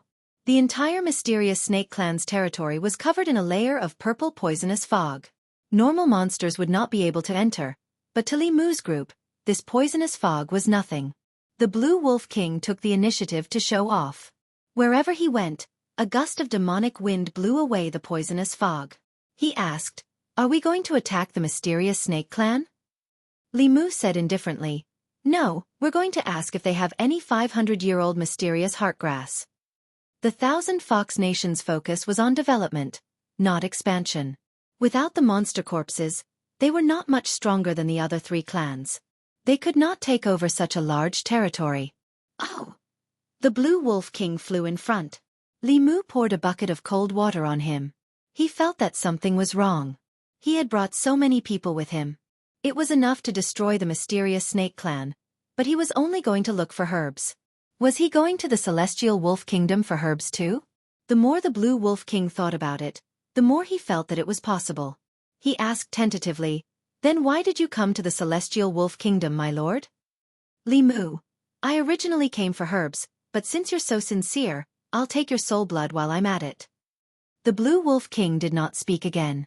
Li Mu noticed that he slapped himself a few times. He probably would not speak casually in the future. The poisonous fog gradually thickened as the 3 of them flew. They could no longer see the sun when they looked up. Rugged rocks began to appear frequently in the swamp. Some of these rocks were dozens of feet tall, while others were hundreds of feet tall. They emitted a faint demonic aura. The Blue Wolf King was getting impatient. After asking for instructions from Li Mu, he howled to the sky and shouted, "Zhou Tian, come out and see me!" His aura spread out, and the low-level snake demons in the rocks nearby trembled. An equally powerful aura burst out from the swamp in front of them. In a dozen breaths of time, it arrived in front of the 3 of them. A thin man in white floated in the air. When he saw the Blue Wolf King opposite him, as well as Li Mu and Phantom Princess behind him, his eyes narrowed. He said warily, "Blue Wolf, what are you doing here?" Li Mu had a good impression of the Snake Clan. He smiled at the man in white and said, "We're here to ask the Snake King for a 500-year-old mysterious heartgrass." The white-robed man didn't believe Li Mu's words at all. The ambitious Blue Wolf King had brought 2 powerful cultivators here just to ask for a single herb. Who the hell would believe him? This treacherous old wolf must be up to no good. The man in white let out a long howl. In the fog, countless auras closed in. Soon, they surrounded Li Mu, Phantom Princess, and the other 2. These people were obviously the strong people of the Snake Clan. Their eyes shone fiercely. Among these auras, there were 2 6th-level auras and more than 10 5th-level auras. The man in white looked at the Blue Wolf King and said coldly, "Get out. Otherwise, don't blame me for being rude.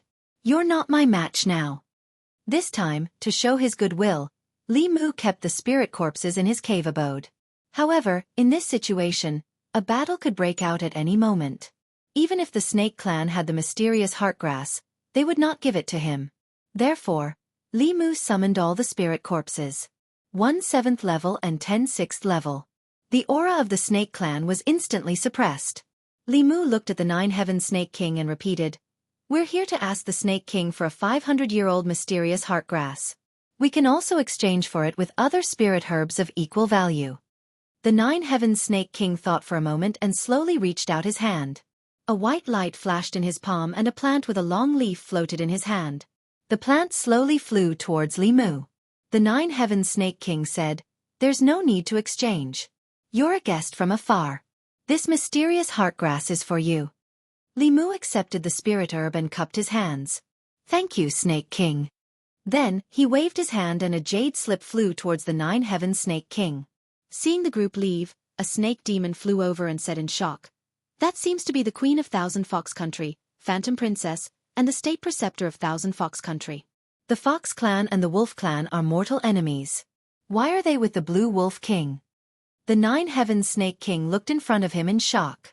He used his divine sense to check the jade slip and found that it recorded a Snake Clan divine ability that even he didn't know about. Although it wasn't very powerful, it was more than enough to exchange for a spirit herb. At this moment, he was full of questions. These people were really here to ask for spirit herbs. Why was the Blue Wolf King with the people of Thousand Fox Country? The strength of Thousand Fox Country was far beyond his imagination. Even without the appearance of the 10,000 Illusion Lord and Huan Yun, they already had the strength to annihilate the Snake Clan. While the 9-heaven Snake King was still on tenterhooks, Li Mu had already sent Phantom Princess back to Thousand Fox Country and rushed back to Mount Johua as fast as he could. Pill Cauldron Sect. After Shen Jizi put down the sound transmission Dharma artifact, he sighed and said to Wu Chunzi, "Junior brother has found the 7 heart flower and mysterious heartgrass. He's on his way here." Guang Chengzi's face lit up. He said, "Martial uncle can be saved." Only Wu Chunzi was still worried. Even the great elder of the Pill Cauldron sect, who was the strongest in alchemy, had a pitifully low success rate in refining a saint-grade pill. It was already considered lucky if he could refine 1 out of 10 sets of materials. This time, there was only 1 set of materials to refine the demon-subduing pill. If he failed, there would be no more chances. He looked at Guang Qingzi and said, "The Pill Cauldron sect once stored 2 saint-grade demon-subduing pills. One was used by the Great Elder a long time ago, and the other was given to Xuanzong. You can go to Xuanzong and ask. Xuanzong hasn't had any elders break through in recent years, so their pill should still be intact." Hearing this, Guang Qingzi immediately contacted the Spirit Array sect. Not long after, he received news that Xuanzong's demon-subduing pill had been used. Wu Chunzi didn't say anything, but Guang Qingzi sensed her strangeness. He asked, "Senior sister, is there something wrong with this?" Wu Chunzi shook her head and said, "The demon-subduing pill is only used when one fails to break through, their spiritual power reverses, and their violent emotions suppress their rationality. Xuanzong hasn't had any elders break through in recent years." Guang Qingzi understood what she meant. He bowed to Wu Chunzi and said, "Please, senior sister." Xuanzong. Dao Chengzi sat cross-legged on a futon with a pill floating in his hand. If it wasn't for the Spirit Array sect's reminder, he wouldn't even know that the sect had a saint-grade demon-subduing pill. He didn't hesitate to swallow the pill. After refining it, he impatiently scanned his body with his divine sense. After a long time, he retracted his divine sense and let out a long sigh. At this moment, a voice sounded in his mind. "What are you looking for? Do you need my help?" Chapter 549. Mount Zhouhua. Li Mu hurried to Pill Cauldron School and handed the 7 Heart Flower and Heavenly Will Grass to Wu Chenzi. Guang Yuanzi of Spirit Formation School clasped his fist and said, "Thank you, junior brother. Spirit Formation School owes you a favor." Li Mu waved his hand and said, "It's my duty, senior brother doesn't need to be so polite." Then she looked at Wu Chenzi and asked, "How confident are you in refining this pill, senior sister?" Wu Chenzi shook his head and said, "Even a Grand Elder wouldn't have a 10% chance of success." A 10% chance was almost zero. Li Mu thought about it and asked again, "What will happen if the refinement fails?" His question caused everyone to fall into silence. A 7th realm cultivator who failed to break through would have their mind taken over by the negative emotions of violence and killing. This was the most terrifying heart demon a cultivator would encounter. If these negative emotions couldn't be removed, the only way was to kill the demonized cultivator to prevent them from harming the world and causing even more serious consequences. A Grand Elder sacrificing his entire life for the school only to end up with such a tragic ending. It was hard to accept. Li Mu thought for a moment and said, "Why don't I have a try?" Wu Chenzi was shocked. "You!" Shen Jizi walked forward and explained, "Junior brother has a rare 7 orifices heart. Fulu School's Saint Rank Fulu was drawn with his help. If he participates in the refinement of the demon-subduing pill, it might increase the chance of success." 7 orifices heart. Wu Chenzi finally understood why the talisman puppet sect valued Ling Jizi so much. The heart of 7 orifices might not have an advantage over other physiques in terms of cultivation, but in terms of writing talismans, it had an advantage that no other physique possessed. Their hearts had 6 more orifices than others. They were born to be emotionless machines for refining pills and talisman writing. Wu Chenzi quickly understood Shen Jizi's meaning and said, "You mean during the refinement, we can use his body to borrow our Yuan Shen?" Shen Jizi nodded and said, "There's no better way than this." Not long after Wu Chenzi left the Dao Palace, he returned with 2 old women. She looked at Li Mu and said, "Junior brother, these 2 are the Grand Elders of my Dan Cauldron sect. Their attainments in alchemy are unparalleled in the world. You can choose one of their primordial spirits to possess you." Li Mu looked at the 2 Grand Elders and decisively looked away. He said, "I have a better candidate in mind, so I won't trouble the Grand Elders." Wu Chenzi looked at Li Mu's departing figure and suddenly said to Guang Yuanzi, "Junior brother Ling Jizi wants to open a market in the Great Zhou's divine capital. The Alchemy Cauldron faction has already agreed to settle in the Alchemy Cauldron Pavilion there. If junior brother Ling Jizi can refine the demon-subduing pill, your Spirit Array faction will owe him a big favor. I'm afraid you'll have to do something." Guang Yuanzi was silent for a moment before he said, "Senior sister, don't worry. Regardless of whether the evil-subduing pill can be refined successfully, the Danding sect will repay junior brother Ling Jizi." Half a month later, in the Great Zhou's divine capital, the clear sky above the divine capital was suddenly filled with dark clouds. Lightning flashed within the dark clouds. To the people of the divine capital, this kind of weather was no stranger. They only looked up and continued with their own business. Several figures rushed into the clouds.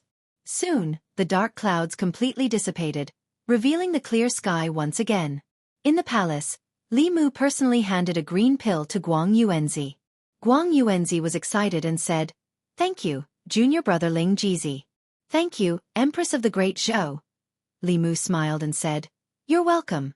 Quickly give it to the Grand Elders." He had never refined a saint-grade pill before, so he first used a few heaven-grade pills to practice. After all, there was only one set of ingredients, so he couldn't afford to waste them. As a result, although it took a long time, there weren't any problems in the process of refining the evil-subduing pill. While he and the Empress were refining pills day and night, the Spirit Array sect had already set up shop in the market. Not only that, they also helped Li Mu rope in some sects and families of the Jing state. In addition to the sects and families of the Danding Pavilion and the state of Liang, as well as the Fulu School and the Great Zhou Court, they could already support a market. The market hadn't opened yet, but all the major shops had already started pre-sale promotions. There were all kinds of promotions and rebates. Every day, there would be free lectures from experts of the Fulu School, the Danding sect, the Spirit Array sect, and the Great Zhou Court. In a short time, it attracted countless cultivators from the central region. Xuanzong. The Great Zhou Court had completely fallen out with Xuanzong. In order to prevent the Great Zhou Court from doing anything harmful to Xuanzong, Dao Qingzi ordered his disciples to closely monitor every move of the Great Zhou Court. Naturally, the busy construction of the market outside the fairy's capital could not escape their eyes. Dao Qingzi tapped the armrest of his chair with his index finger. "Do they want to imitate me, Xuanzong?" Miao Xuanzi said, "Master, our sex exchange meeting is about to end. The Great Zhou Court's move is obviously to attract cultivators from the Zhou continent. According to my investigation, the Fulu School, the Danding sect, the Spirit Array sect, and some other sects and families have already set up shop in the market of the Great Zhou's divine capital. When the exchange meeting ends, the cultivators of the Zhou continent will probably gather in the divine capital." Dao Chengzi frowned. "The Danding sect and the Spirit Array sect are on the same side as the Fulu School," Miao Xuanzi said. "The Danding sect's Jade Sun reached the 7th realm a few days ago and became the Fulu School's Dao companion. It's not strange that the Danding sect and the Fulu School are on the same side. The Spirit Array sect's request for a pill failed last time. I'm afraid they're already dissatisfied with me, Xuanzong." He looked at Dao Qingzi and said, "Master, we can't let others take advantage of the market."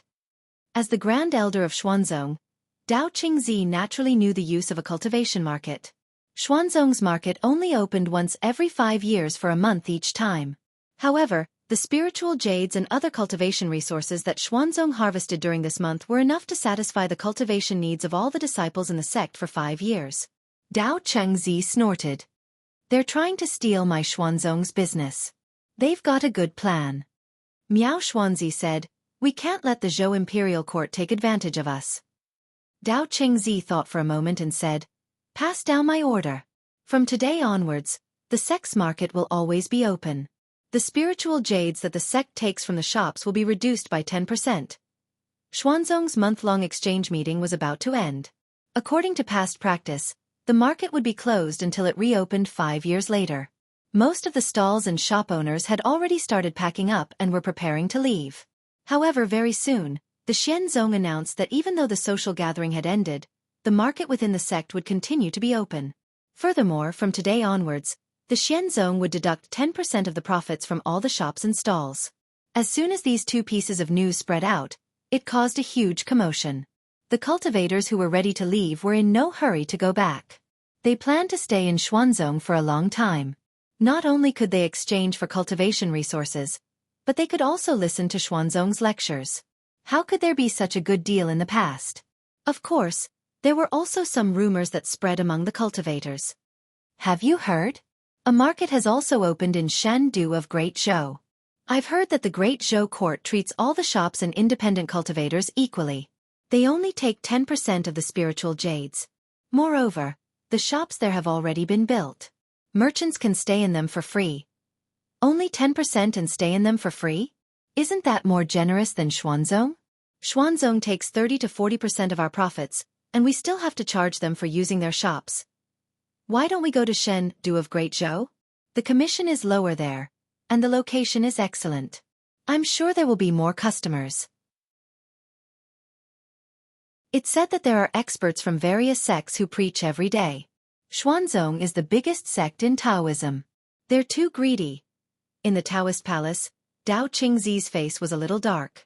Even though Xuanzong had opened up the market and reduced the commission of spiritual jades, independent cultivators, merchants, and cultivators attending the exchange were still leaving in large numbers. It was obvious that someone was fanning the flames. However, when Xuanzong wanted to investigate, the market in Zhou Shendu had already been discussed by everyone. Within 2 days, 30% of the shops and stalls in the market had been emptied. When it came to the market, Xuanzong was already at a disadvantage compared to Zhou Shendu. Xuanzong was far away in the East Sea. Its geographical location was not good, but Shendu was in the center of the Zhou continent. It had a unique advantage. Once the market in Shendu was established, who would be willing to come to Xuanzong? Dao Chengzi thought for a moment and gritted his teeth. Reduce the spiritual jades taken by the sect by another 10%. Shendu. Changle Palace. Under Li Mu's supervision, the Empress was practicing her art Dao to increase her strength. Li Mu was holding a simple and unadorned book that had mysterious runes written on it. In fact, As long as a market was established in Chengdu, Xuanzong would not be able to do business. The geographical disadvantage could not be remedied by reducing the commission. Even if Xuanzong reduced the commission to the same level as the imperial court, or even provided a place for free, their business would still not be good if there were no customers. Without the market, Xuanzong would be able to obtain at least 70% of the cultivation resources. Since Xuanzong wanted to save face, he would make them lose face as well. After learning dragon language from Cheng Xian for a long time, Li Mu could now somewhat understand the Dragon King's diary. The contents of the diary were more exciting than he had imagined. This lustful dragon had slept with hundreds of races in the 10 continents. Li Mu was engrossed in the diary. Mr. May walked in from outside and said that someone was looking for him in the worship department. Li Mu put away the diary and went to the worship department. At the entrance, he saw the successor of Moism.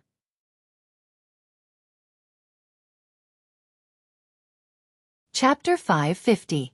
The school of Moism was also a prominent sect in ancient times. Their mechanism techniques were unique in the cultivation world and were used by some cultivation dynasties. However, due to various reasons, they declined and finally lost their inheritance. Li Mu guessed that one of the main reasons for the decline of the Mo family was because the mechanism technique required a large amount of manpower and resources, and some dynasties and large sects could not afford it. Furthermore, the most important point was that the mechanism technique was not a single discipline. A mechanism grandmaster would also be a blacksmith grandmaster, talisman grandmaster, and array grandmaster. The core of mechanism techniques was to use talisman arrays on artifacts. This required mechanism masters to be proficient in refinement, fulu, and array masters. This effectively blocked most people who were interested in mechanism techniques. At the entrance of the offerings department, a middle-aged man called Mo Li cupped his fists at Li Mu. "Greetings, Lord Li," Li Mu said. "You're welcome.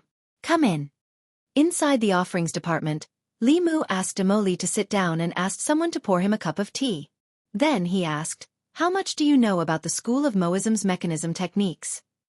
Mo Li's expression was serious as he said in a low voice, "I am the only legitimate successor of the school of Moism. Although the school of Moism has declined, its inheritance is complete. I know all the mechanism techniques of the school of Moism. I just lack manpower, materials, and spiritual jades." Li Mu went straight to the point. "You want to revive the school of Moism?" It was not that he could guess Mo Li's thoughts. During the 100 schools of thought, every school wanted to be powerful and suppress the other schools. However, later on, Taoism became dominant and the other schools declined. The 6 sects of Taoism still wanted to be the leader of Taoism. As the successor of an ancient sect, who did not want to revive their own school and fulfill the wishes of their ancestors, Mo Li did not deny it. He asked, "Lord, are you willing to give me this opportunity?" Li Mu said, "Although the Great Zhou is large and does not lack resources, if the resources used to support the school of Moism are used to recruit experts, the strength of the offerings department may double.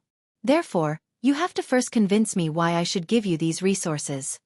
If he wanted to obtain enough resources from the Great Zhou, he had to first demonstrate the value of these resources. Mo Li was already prepared. He took out a jade slip and handed it to Li Mu, saying, "This is a part of the Mo family's mechanical arts." Li Mu scanned the jade slip with his spiritual will, and the contents of the jade slip appeared in his mind. This part of the mechanical technique was in the form of blueprints.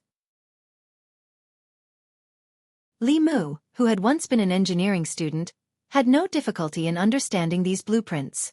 The reason why the school of Moism was so highly regarded during the dynasty was because, compared to the other 6 factions, the school of Moism could be transformed into a war machine. The puppets and magical equipment they created could carry out the combat ability of high-level human cultivators, if not better. Most of the magical equipment was designed in the same way as modern weapons. The blueprint of the school of Mo was not a secret. The secret was the talisman array engraved on it. Li Mu put down the jade slip and said, "If this is all, it is not enough." Mo Li was silent for a moment, then asked, "What else does the Great Zhou court want?" Li Mu pointed at a long cannon barrel and said, "The power of this thing is acceptable, but it can only fire one shot in a short period of time. It is not flexible enough. I need you to change it into a mechanism that can fire multiple shots." Mo Li thought for a moment, then said, "Changing the talisman array and adding more grooves for embedding spiritual jades is not difficult." Li Mu continued, These can only be used on land and in the air. The court also needs something that can be used in water. Emily said, "This is easy. You can engrave a water-repelling array on the mechanism." These puppets are not powerful enough. The power of the puppets is related to the materials and spiritual jades used. The better the materials, the sturdier the body of the puppets and the higher the defense. The higher the grade of the spiritual jades, the stronger the attack power of the puppets. The strongest puppets are comparable to Dongxian. Li Mu and Emily chatted for a few hours in the Department of Offerings and returned home very late. He had high hopes for the Mo family's mechanism technique. He hoped that the successor of the Mo family would be able to create something useful for him soon. Manpower was not a problem for the court. Ever since the Shen Kingdom and the Northern Bang became independent, there was no need to station so many soldiers in the South County. Li Mu could transfer half of the soldiers in the South County to him. As for materials, the disciples of the corpse sect had been in Yingzhou for many years. In order to refine corpses, they often needed to survey the terrain and find a suitable place to raise corpses. During this process, they found many underground veins. Ores were the raw materials for refining Dharma treasures and mechanisms. The corpse sect was not good at these two things. The Fulu school and the court were not good at them either. Because they were far away in Yingzhou, it was difficult to mine and transport them. Li Mu had not touched them. The area of Yingzhou was not smaller than the Zhu continent. Who knew how many resources were buried deep underground? He simply asked Mo Li to bring those people to Yingzhou to study mechanism techniques and dig for ores. If they could find a few spiritual jade veins, he would be really rich. Perhaps it could also solve the problem of his cultivation stagnation. His cultivation had been stuck at the peak of the fifth realm for a long time. Recently, it had not improved at all. Whether it was the psychic power or the spiritual jades that Li Mu absorbed, after the spiritual qi entered his body, it would not stay in his body. Instead, it would dissipate. He knew that he had encountered a real bottleneck. This kind of bottleneck could no longer be broken through by hard work. It required luck. Of course, if he could find a spiritual jade vein and use the spiritual qi of the entire vein to break through the bottleneck, it was very likely that he would break through the bottleneck. In this situation, it was useless for him to be anxious. He could only work on other aspects. For example, painting, body tempering, and learning the dragon language. After studying with Cheng Xian for a long time, Li Mu realized that although it was difficult to learn the dragon language, after learning it, it became easier and easier to learn. In the Dragon King's diary in his hand, there were only a few sentences that he could not understand and needed to consult Cheng Xian. Li Mu could already read the rest without any difficulties. He flipped to the last page of the diary. There was only one short sentence written on it. I heard that the women of Fu Sang country are naturally open-minded. If I have the chance, I must try. The word Fu Sang was an ancient name. According to the records of the 10 continents, Fu Sang was an island in the east of the Zhu continent in the East Sea. As for which island it was referring to, it could no longer be verified. Today, there were many small island countries outside the East Sea of the Zhu continent. They lacked resources but were rich in resources. The merchants of the Great Zhou often used merchant ships to travel between these islands and trade with these small countries. There was no more content in the diary. Li Mu did not know whether this dragon had ultimately gone to Fu Sang, or how the women of Fu Sang country were open-minded. However, he had to make a trip to the East Sea. The merchant ships of the Great Zhou that traveled between the eastern prefectures and the many island countries in the East Sea would occasionally be harassed by the Wa pirates. In the past, because of the protection of Xuanzong, these pirates did not dare to be too arrogant. Now that the Great Zhou and Xuanzong had fallen out, Xuanzong no longer cared about these matters. The Wa pirates were increasingly arrogant. A few days ago, Li Mu ordered Ao Run to patrol the sea and protect the merchant ships of the Great Zhou. 2 days ago, he had captured many pirates and asked Li Mu for a reward. Yesterday, when Li Mu tried to contact him, he could not reach him. Just now, Li Mu tried again, but he still could not reach him. With Ao Run's strength, he was comparable to a 6th realm cultivator at sea. Nothing should happen to him. However, just in case, Li Mu still planned to go and see for himself. He sent Ling Er to the palace and called Cheng Xian along. After all, they were at sea. Li Mu's strength was limited, but she could use 120% of her strength. Li Mu could only be at ease if he brought her along. Cheng Xian was also very willing to follow Li Mu. Although there was food and drink here and she didn't have to work, she was still a dragon. The sea was her home. She hadn't experienced the feeling of swimming freely at the bottom of the sea for a long time. Above the East Sea, a huge merchant ship was anchored on the surface of the sea. The cultivators on the ship laboriously propped up a magic power barrier. A few small boats floated on the surface of the sea. In the sky, a few short men with their hair tied behind their heads were madly attacking the merchant ship. The way these people attacked was very strange. They floated motionlessly in the air, but there were ghosts hovering above their heads. These ghosts were very powerful. After attacking for a while, the mana shield around the merchant ship was on the verge of collapse. The people standing on the deck were in despair. Not only were the Woku pirates strong, but they were also cruel. Every time they finished robbing the merchant ship, they would kill everyone on the ship. The fate of the women was even more tragic. The few women on the merchant ship were already thinking of committing suicide. Boom! The protective shield around the merchant ship was finally broken by the Woku pirates. A few of the Woku pirates let out excited cries as they flew towards the merchant ship. At this moment, there was a sudden change in the water. A huge pillar of water shot out from the bottom of the sea.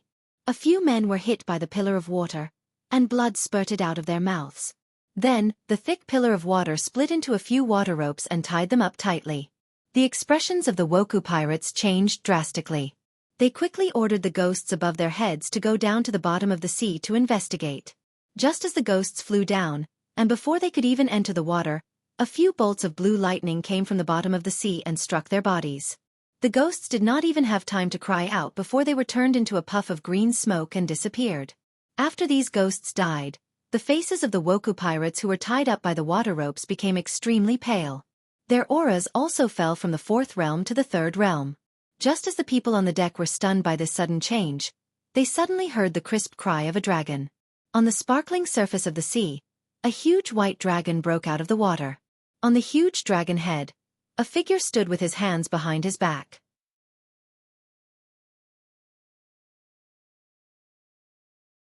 Chapter 551. Thank you, Senior, for saving us. The cultivators on the merchant ship came to their senses and bowed to the young man standing on the dragon's head. Some of them even recognized him. After all, there was only one senior in the cultivation world who rode a dragon as a mount. Any cultivator who had participated in the Xuanzong exchange gathering would never forget this cultivator who dared to challenge the Xuanzong sect's transcendental great elder with his creation realm cultivation. Li Mu waved his hand, and the water rope disappeared. A few Woku pirates whose cultivation had been crippled were thrown onto the deck of the merchant ship. He said to the few cultivators on the merchant ship, "After we reach the shore, hand them over to the East County government." A cultivator immediately cupped his hands. "Yes, sir." Li Mu did not say anything else. He quickly disappeared into the vast sea with satisfaction. He had Ao Run's blood essence in his hand. With this drop of blood essence, Li Mu could sense that there was a weak aura in the far east of the sea that was resonating with this drop of blood essence. On the deck, the people who had luckily escaped the disaster were still in a daze. "Are we saved? A senior riding a dragon saved us. He defeated the Woku pirates in an instant. Is that senior's cultivation already at Dongxian?" Hearing the discussions of the crowd, the cultivator who responded to Li Mu said, "It's not Dongxian. It's creation." Someone questioned, "How is that possible? Even if he's at the peak of the creation realm, it's impossible for him to defeat these Woku pirates in an instant. Moreover, he's riding a dragon. What kind of powerful cultivator is qualified to ride a dragon?" The only cultivator who knew the truth snorted coldly. "What's so great about riding a dragon? You didn't see him fight against a transcendent cultivator with the creation realm.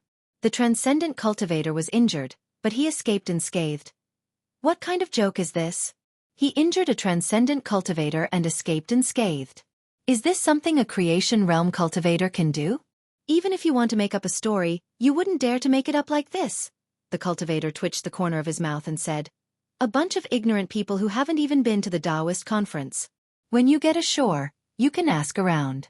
Anyone who has been to the Xuanzong conference knows about this big event." Li Mu and Cheng Xian were running on the sea.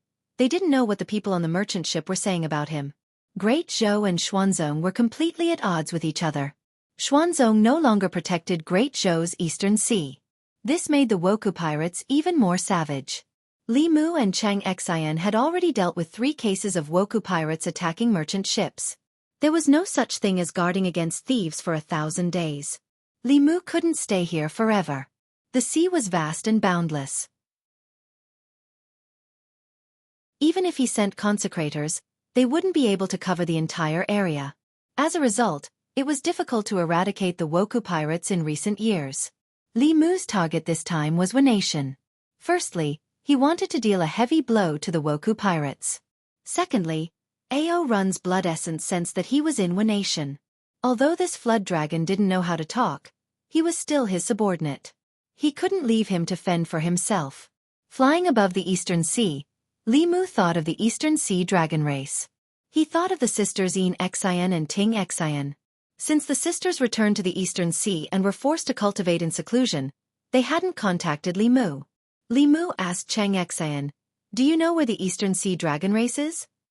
Chang Xian shook her head and said, "The dragon race of the 4 seas has their own territories.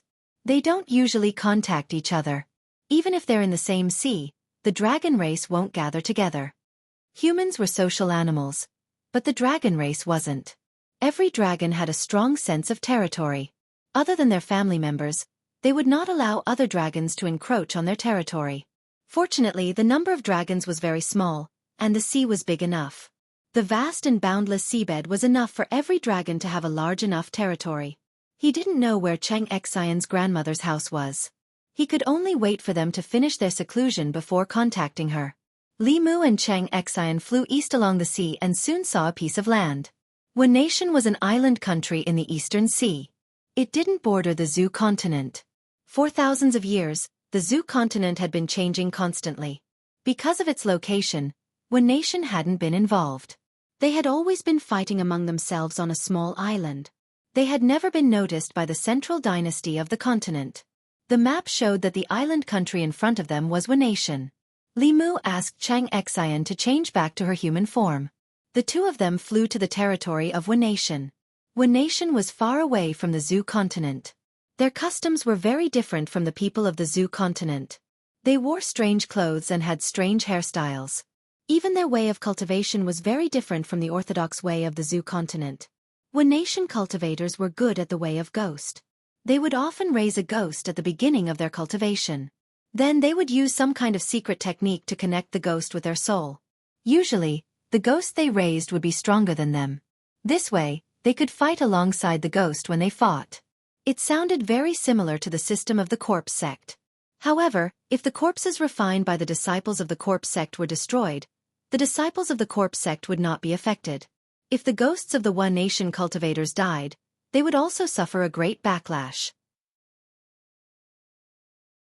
When Li Mu attacked the Wanation pirates for the first time, he searched the souls of several Wanation pirates and understood the situation in Wanation in detail.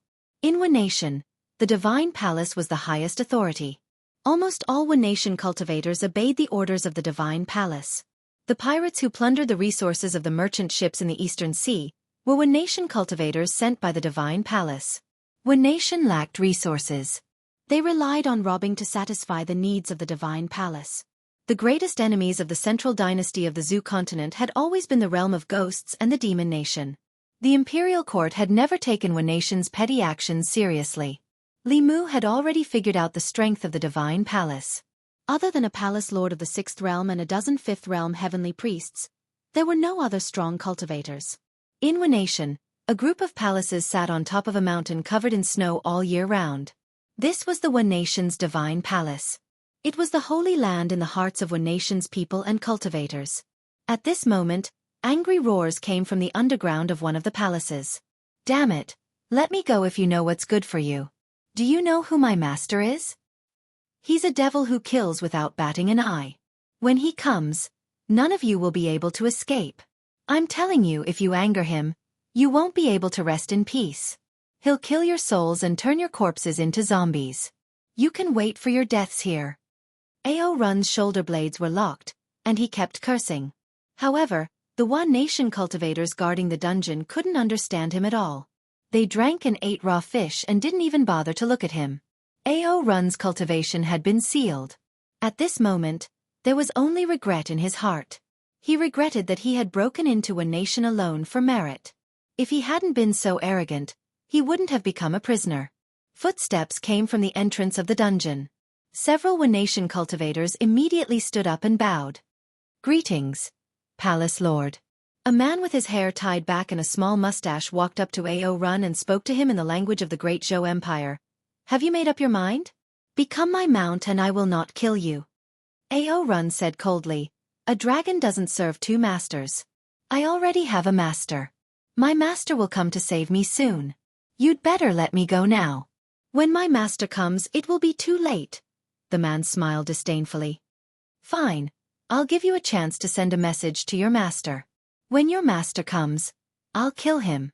Then I'll be your only master." He took out a sound-transmitting magical instrument from Ao Run's arms and injected his spiritual power. Buzz!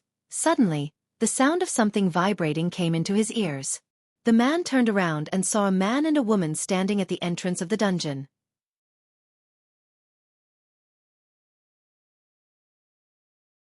Chapter 552. Looking at the two figures in front of the underground palace, the palace master's pupils shrank. These two outsiders had come here silently without being discovered by the divine priests. Even the palace master did not notice anything. Ao Run's face showed surprise and he shouted, "Master!" The palace master looked at Li Mu and found that he was only in the fifth realm. A sneer appeared on his face. He formed a seal with both hands, and a cloud of black gas came out of his body and turned into a giant dog with 3 heads. The 3 heads of the giant dog roared at Li Mu, and the body rushed toward Li Mu. The aura of this 3-headed dog was also in the 5th realm. Before Li Mu could make a move, Cheng Xian went up with 2 pitchforks. The dragon clan was comparable to the 4th realm of the human clan when they were born. Cheng Xian's cultivation was the same as Li Mu's. She had already reached the peak of the 5th realm. This 3-headed dog was no match for her at all. It was chased around by her, and in a short time, 2 of the 3 heads were cut off by her. Although the heads quickly regenerated, the aura of their bodies was obviously much weaker. Seeing this, a trace of anger appeared on the palace master's face. More black gas came out of his body, condensing into all kinds of ghosts, and rushed toward Cheng Xian. At the same time, his own figure also disappeared. Li Mu felt something. With the Qingxian sword in hand, he moved sideways and collided with the blade of another sword. A violent wave of mana burst out in all directions. The underground palace collapsed, and 2 figures flew out from the ground. Li Mu was not afraid in the face of Dao Chengzi, who was in the 7th realm, let alone the palace master who was only in the early 6th realm. Call the wind and summon the rain. Buddhist incantation of 9 words. Demon-slaying protection spell. Li Mu didn't even use Fu Lu to suppress the palace master of the divine palace of Wanation. The palace master didn't even have a chance to fight back. At this time, several divine priests in the palace were also alarmed. They took out their magic weapons and summoned their natal ghosts to attack Li Mu. 2 figures rushed out of the ground.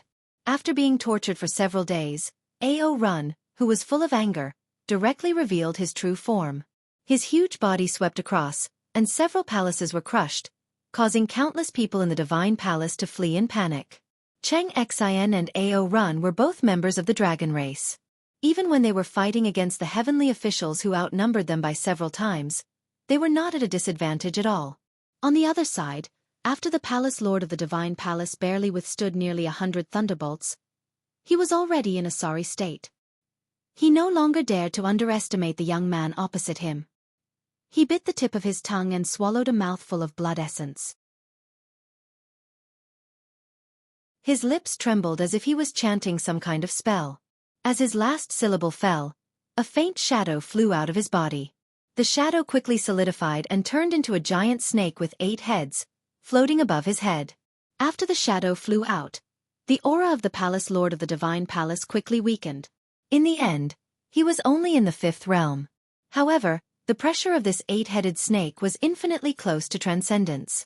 No wonder the palace lord of the divine palace was so fearless. Without transcendence cultivation, there was really no way to deal with him. It was the first time Li Mu had seen such a strange way of cultivation. If the opponent was really in transcendence, He had no other choice but to ride Qing Xian and run away. However, this snake was only a soul, and it had not reached transcendence. Li Mu put away the Qing Xian's sword and a whip appeared in his hand. The 8 heads of the giant snake opened their ghastly mouths and bit at Li Mu at the same time. Li Mu lashed out with the whip and whipped one of the tongues. The snake's head dimmed a little, and it actually spoke human language. It said in shock and anger, "Damn it, what kind of treasure is this? It can actually hurt me." Li Mu did not give the giant snake a chance. He formed a seal with one hand, and a small illusory sword appeared and circled around one of the snake's heads. The intellectual sword was unsheathed, and the snake's head was directly cut off.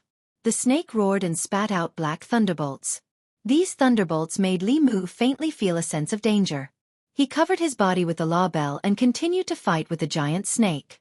Other supernatural powers could not hurt the snake.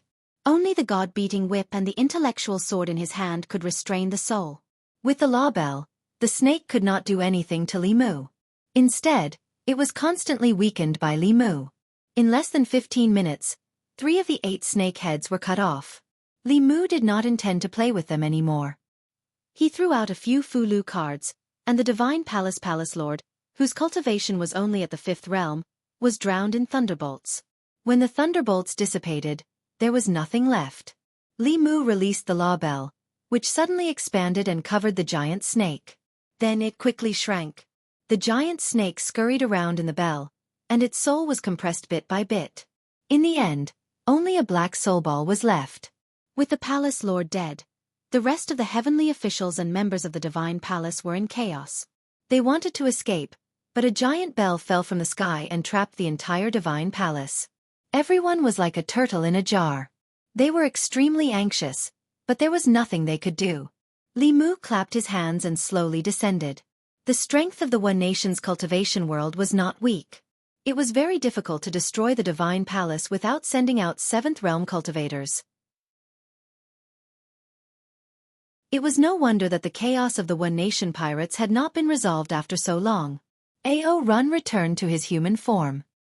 He looked at Li Mu with snot and tears. He cried, "Master, you finally came to save me. You don't know how they tortured me." Li Mu threw him a bottle of healing elixir and said, "That's enough.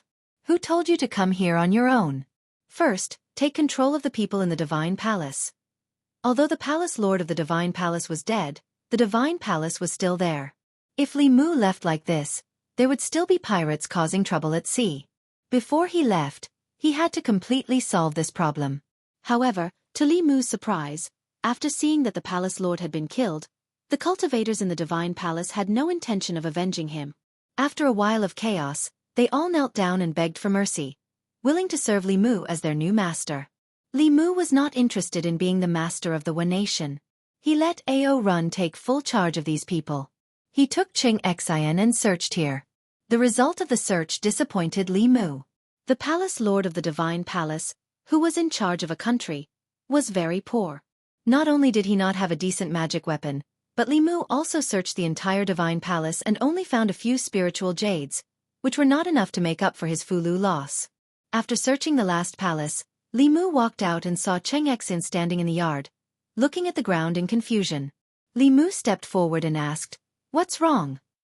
Qing Xian stared at the ground and said, "There seems to be something underground." Li Mu released his divine thoughts and felt it, but he didn't find anything strange. However, Qing Xian was a dragon, so she wouldn't have strange feelings for no reason. Perhaps the Palace Lord of the Divine Palace had hidden the treasure underground. Li Mu had an idea and said, "Why don't we go down and have a look?" The two of them dived into the ground with the earth escape skill and sank down thousands of feet.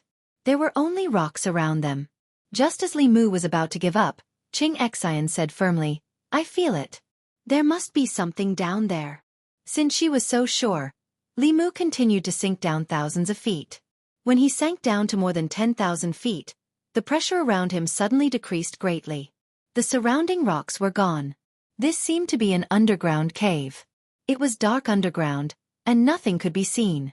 Li Mu's divine thoughts swept through, and everything in the cave appeared in his mind. This was a very large underground cave. The stones under their feet were blood red. In the middle of the cave, there was a huge skeleton. The skeleton looked like a snake, But it wasn't a snake. It stretched for about 1,000 feet. Li Mu looked at the front and saw a huge dragon skull. No wonder Cheng Xian had sensed it. This was the tomb of a dragon. Li Mu walked to the side of the dragon skull and saw a stone tablet that was about 10 feet high on the ground. There were a few lines of words written in the dragon language on the stone tablet. The first line read, "Ao Qing of the Azure Dragon Tribe sleeps here." This name sounded familiar to Li Mu. He quickly recalled that the owner of the diary that he had read as a pornographic book was none other than the Dragon King, Ao Qing. It was very likely that the One Nation was ancient Fusang. In that case, this perverted dragon had actually come to Fusang and died here. There were a few more lines. Li Mu continued to read in the dragon language. "I have roamed the world for 300 years and have never met a match. In the end, I was defeated by my lifespan. Before I died, I left an opportunity here to give to the descendants of my tribe. Recite this secret incantation and you will receive my inheritance." Dragon language was, after all, a foreign language to Li Mu. He needed to read it once before he could understand the meaning of a sentence. When he realized that he shouldn't be so reckless, he had already finished reading all the dragon language on the stone tablet. As the last syllable of the dragon language fell, a green light flashed in front of his eyes. The dragon bone emitted a dazzling green light. From the dragon's spine, a white liquid floated out and instantly entered Li Mu's body. Li Mu's eyes widened. Veins popped out on his forehead. He felt an extremely violent energy surging into his body, as if it was going to burst his body. Seeing more liquid floating out from the dragon's spine, Li Mu knew that his body would definitely not be able to withstand another drop. Li Mu was shocked. He gritted his teeth and said, "Satisfactory." The moment the liquid was about to enter Li Mu's body, a figure flew up and blocked in front of him. After the few drops of liquid entered Cheng Xian's body, she also let out a painful cry. Her face was pale. It was obvious that she was suffering a great deal of torture. However, she was much better than Li Mu. Blood had already seeped out of Li Mu's skin. The meridians in his body were broken and reconstructed. Broken and reconstructed, Li Mu sat down cross-legged with great difficulty, keeping his mind clear as he allowed this strength to wreak havoc in his body. Although the few drops of liquid were extremely violent and brought him endless pain, the extremely compressed spiritual energy contained within them was also something Li Mu had never seen before. The cultivation barrier that had been stagnant in his body for a long time was already showing signs of loosening. And his body was also becoming stronger through the repeated destruction and repair. Even after thousands of years, the legacy of a ninth realm cultivator still had incredible effects. Li Mu quickly realized that this was a rare opportunity for him. One man and one dragon sat cross-legged in the underground cave. Their auras were growing bit by bit.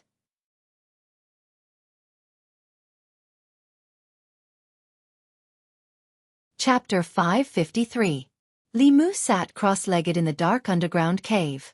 He deeply experienced what it meant to be happy and painful at the same time. His body was enduring tremendous torment. The meridians in his body were bursting from the massive amount of mana, then being repaired, then bursting again, then being repaired again. The cycle repeated over and over again. During this process, every time his body collapsed and reformed, he would become even stronger. Li Mu even guessed that his physical body had entered the 6th level before his mana. Compared to his physical body, the growth of his mana was slightly slower. However, he was already at the peak of the 5th level. It was very difficult for his mana to grow even a little bit. If this continued, Li Mu could very well be pushed to the Dongxian. He had already guessed that the legacy that Ao Qing left behind for his descendants was his dragon marrow essence. 8,000 years ago, he probably did not expect that a human would learn the dragon language and receive his legacy. Li Mu was glad that when Ao Qing left behind his legacy, he did not consider that his dragon marrow would be inherited by an outsider. With the body of a dragon, although it was painful to inherit the bone marrow of an ancestor, it was still bearable. However, Li Mu was different. If Cheng Xian did not share some of the burden with him, his body would have exploded and only his immortal soul would be left. The mana in his body surged wave after wave. Li Mu focused and used the surges of mana to break through the bottleneck of the 5th level to the 6th level. Although the process was painful, it was worth it. The Dongxian. This was the level that Li Mu had been longing for. After an unknown period of time, Li Mu was already numb to the pain in his body. Even his consciousness became blurry. He only attacked the bottleneck mechanically. It was like there was a wall in front of him. Li Mu slammed into the wall again and again. After he was bounced off, he slammed into it again. Boom. Until one day, when he gathered enough magic power and once again slammed into the impenetrable wall, he was not bounced back. The high wall that had blocked him countless times suddenly collapsed. Li Mu opened his eyes. At the same time, Chang Xian, who was sitting opposite him, also opened her eyes. She looked the same as before, but the dragon horn on her head seemed to have become more transparent. Ao Qing's inheritance allowed the human and dragon to ascend to the sixth realm at the same time. Li Mu looked at Chang Xian, and Chang Xian also looked at Li Mu. Li Mu suddenly felt that this little female dragon had delicate features, and had an impulse to push her to the ground. As soon as this thought arose, Li Mu was shocked. Although he used to think that Chang Xian was delicate and pretty, he had never had any other thoughts about her, let alone this kind of lust. Could it be because of those few drops of dragon marrow?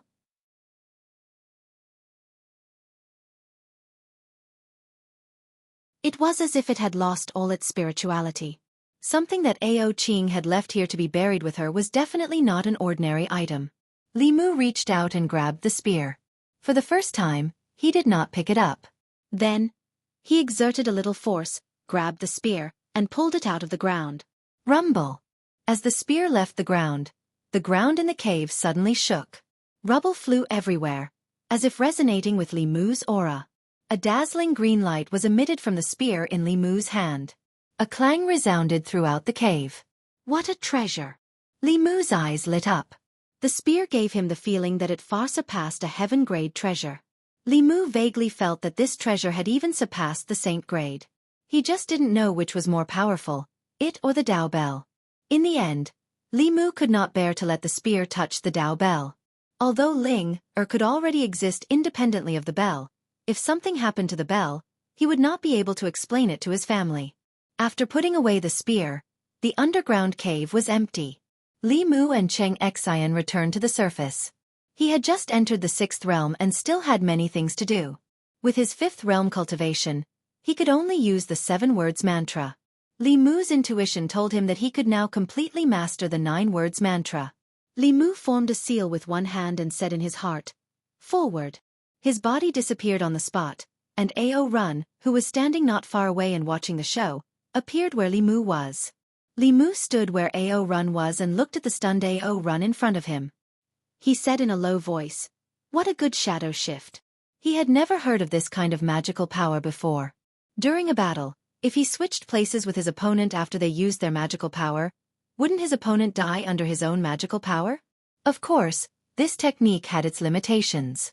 When Li Mu used this technique again and switched places with Chang Xian, she did not appear where Li Mu was.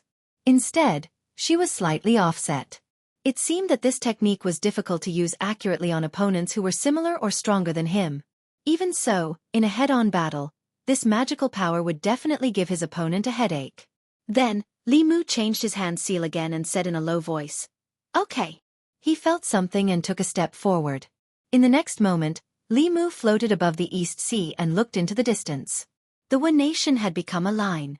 He took another step and appeared in the Divine Palace again. With his level 6 cultivation, even level 7 cultivators would not be able to catch up to him.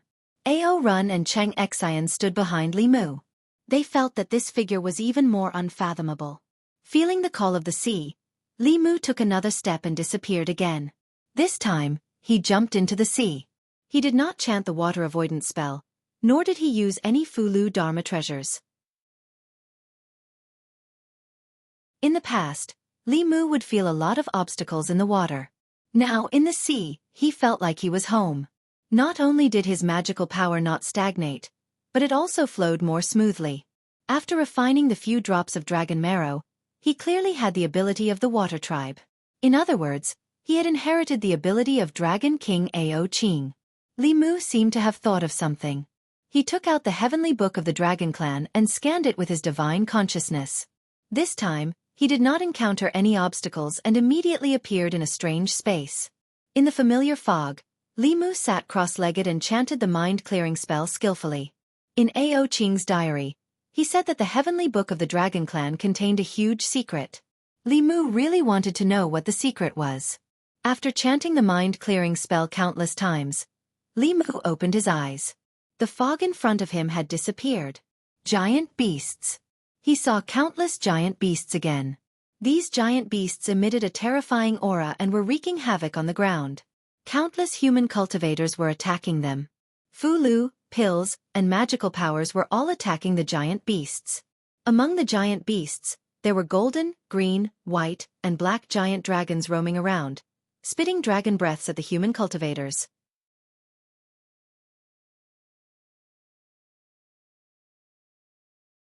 Chapter 554.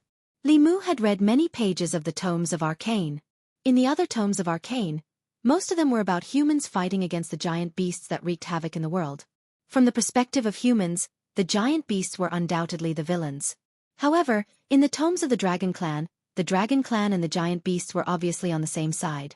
They helped the giant beasts deal with the human cultivators, and countless human cultivators were killed by the Dragon Clan.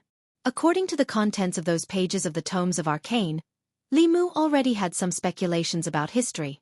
In ancient times or even longer ago, there were more than 2 races on the continent: humans and demons. At that time, the giant beasts were the overlords of the continent. Later in the long battle, the giant beasts were defeated and disappeared in the long river of time. The human and demon races began to appear on the stage of history and had been developing and growing to this day. Li Mu had always found it strange. Whether it was humans or demons, when they were just born and had not been exposed to cultivation, they were very weak. Only the Dragon Clan was comparable to the 4th realm of the 2 races when they were born. Perhaps the Dragon Clan and those giant beasts were the same type of existence. Li Mu did not know what happened later, but the giant beasts in the Tomes of Arcane had long disappeared in the current 10 continents and 3 islands. Only a small number of the Dragon Clan still existed, but they could only hide in the vast sea and could not touch the land. This was the great secret that Ao Qing mentioned in his diary. Once the contents of this Tomes of Arcane were leaked, the Dragon Clan would no longer be the divine beasts in people's hearts, but would be reduced to a class of demonic beasts. No matter how it was in the past, at least now, the Dragon Clan and the human race could be said to live in harmony and did not invade each other. Ao Qing sealed this Tomes of Arcane because he did not want this secret to be leaked. In today's world, perhaps only Li Mu and Cheng Xian, who had received his inheritance at the same time, could comprehend this Tomes of Arcane. Li Mu originally planned to let Cheng Xian try to comprehend it, but after reading the contents of the Tomes of Arcane, he changed his mind. This secret could easily cause conflict between the 2 races. He would teach her the magical power of the Dragon Clan in the Tomes of Arcane after he comprehended it himself. In a short while, Ao Run had already incorporated the entire Divine Palace. Although his strength was average, he was talkative and unlikable, he was still reliable in doing such chores. The Palace Lord of the Divine Palace was dead, but there were still many cultivators in Nation. The resources here were scarce. If one wanted to develop, the simplest way was to plunder. That was why the pirates had developed. If Li Mu left, the Divine Palace would have a new Palace Lord sooner or later, and the problem of pirates would still exist. Li Mu's goal was to control the Divine Palace and thus the Neon cultivators. He had ordered the priests to hand over their soul blood to Ao Run. From now on, Ao Run could live in Nation with his wives and concubines for a long time. While living a carefree life, he could also watch over the great show. Although Li Mu was the one who caught Cheng Xian for the Empress was always in the Immortals' capital and did not go out. So most of the time, it was still Li Mu who rode her. Now that Li Mu's cultivation had entered the 6th level, and he had grasped the ability to shrink the earth into an inch, he naturally didn't need any mounts. Ao Run was very excited when he heard this. He said uncertainly, "Master, you really want me to stay here?" Li Mu said lightly, "You watch over this place for me. If there are more neon pirates on the East Sea in the future, you will guard the South Lake alone." Ao Run patted his chest and promised, "Master, don't worry. If anyone dares to be a pirate here, I will cut off his head." Li Mu said, "Okay, rest for a day. Tomorrow, we will return to the great show." The priests tried their best to please the new master of the Divine Palace. Not only did they arrange a grand banquet, but the dancers at the banquet were all dressed scantily and danced boldly. The neon women were indeed more open-minded than the traditional women in the Great Zhou. More importantly, after his cultivation had improved, Li Mu found that his resistance to certain kinds of temptation had decreased a lot. It seemed that he still needed some time to completely get rid of Ao Qing's influence. Early the next morning, Li Mu set off on his journey back. Ao Run also followed him. After returning to the East County, he would take his wives and concubines to Neon and guard there. When Li Mu returned to Chengdu, Lu Hanyan and Li Qing had already returned to Mount Baiyun. Wan Wan was also taken by her. Only Xiao Bai stayed at home to wait for Li Mu. Xian Jizi and Jadesen's dual cultivation ceremony was about to be held at Mount Baiyun. One of them was the head of Fulu school, while the other was an elder of the Danding sect. Becoming Dao companions was a major event for the entire Dao sect. Fulu school had already sent out invitations to invite fellow Daoists in the cultivation world to participate in this ceremony. For a large sect like this, even if it was just the union of ordinary elders, there would be a deeper meaning behind it. What's more, the head of a sect and the elder of a sect were two seventh realm cultivators. This undoubtedly meant that from now on, Fulu school and the Danding sect would become an inseparable alliance. Previously, there was the falling out between Fulu school and Xuanzong. Later, there was the marriage alliance between Fulu school and the Danding sect. This might be the first great change in the Dao sect in the past 100 years. The imperial court and Fulu school worked closely together. Therefore, Mr. Mei would represent the empress at this ceremony. Li Mu would go back with her. The market outside Chengdu had been opened one after another. Li Mu named it Wishing Lane. He hoped that the cultivators who came here would be able to choose treasures that they liked. As soon as the exchange meeting in Xuanzong ended, the cultivators of Zhu province all rushed to Chengdu for one thing. Xuanzong was located in the Eastern Sea. It was an extremely remote location. Many cultivators happened to pass by Chengdu on their way back. For another, some individual cultivators and aristocratic families earned spiritual jades in Xuanzong so that it would be easier for them to buy the cultivation resources they needed. The Great Zhou court only took 10% of the spiritual jades from the merchants in the market. This directly lowered the price of the goods. Moreover, Wishing Lane had just opened. Almost every shop had a discount. It attracted not only the cultivators of Xuanzong's exchange meeting, but also many cultivators of the Great Zhou from other prefectures. For the prefectures that were too far away from Chengdu, such as the 4 prefectures in the east, west, south, north, and Zhejiang prefecture, if they needed anything, they only needed to register with the local government and pay spiritual jades. Then, they would wait at home and have the goods delivered free of charge. The imperial court was an official business and guaranteed the quality. In addition, the Department of Offerings also opened shops in the market to answer questions for cultivators. They would answer questions for cultivators and solve all kinds of problems they encountered in the process of cultivation. At the same time, cultivators who wanted to break through to the next realm could also join the Department of Offerings breakthrough class.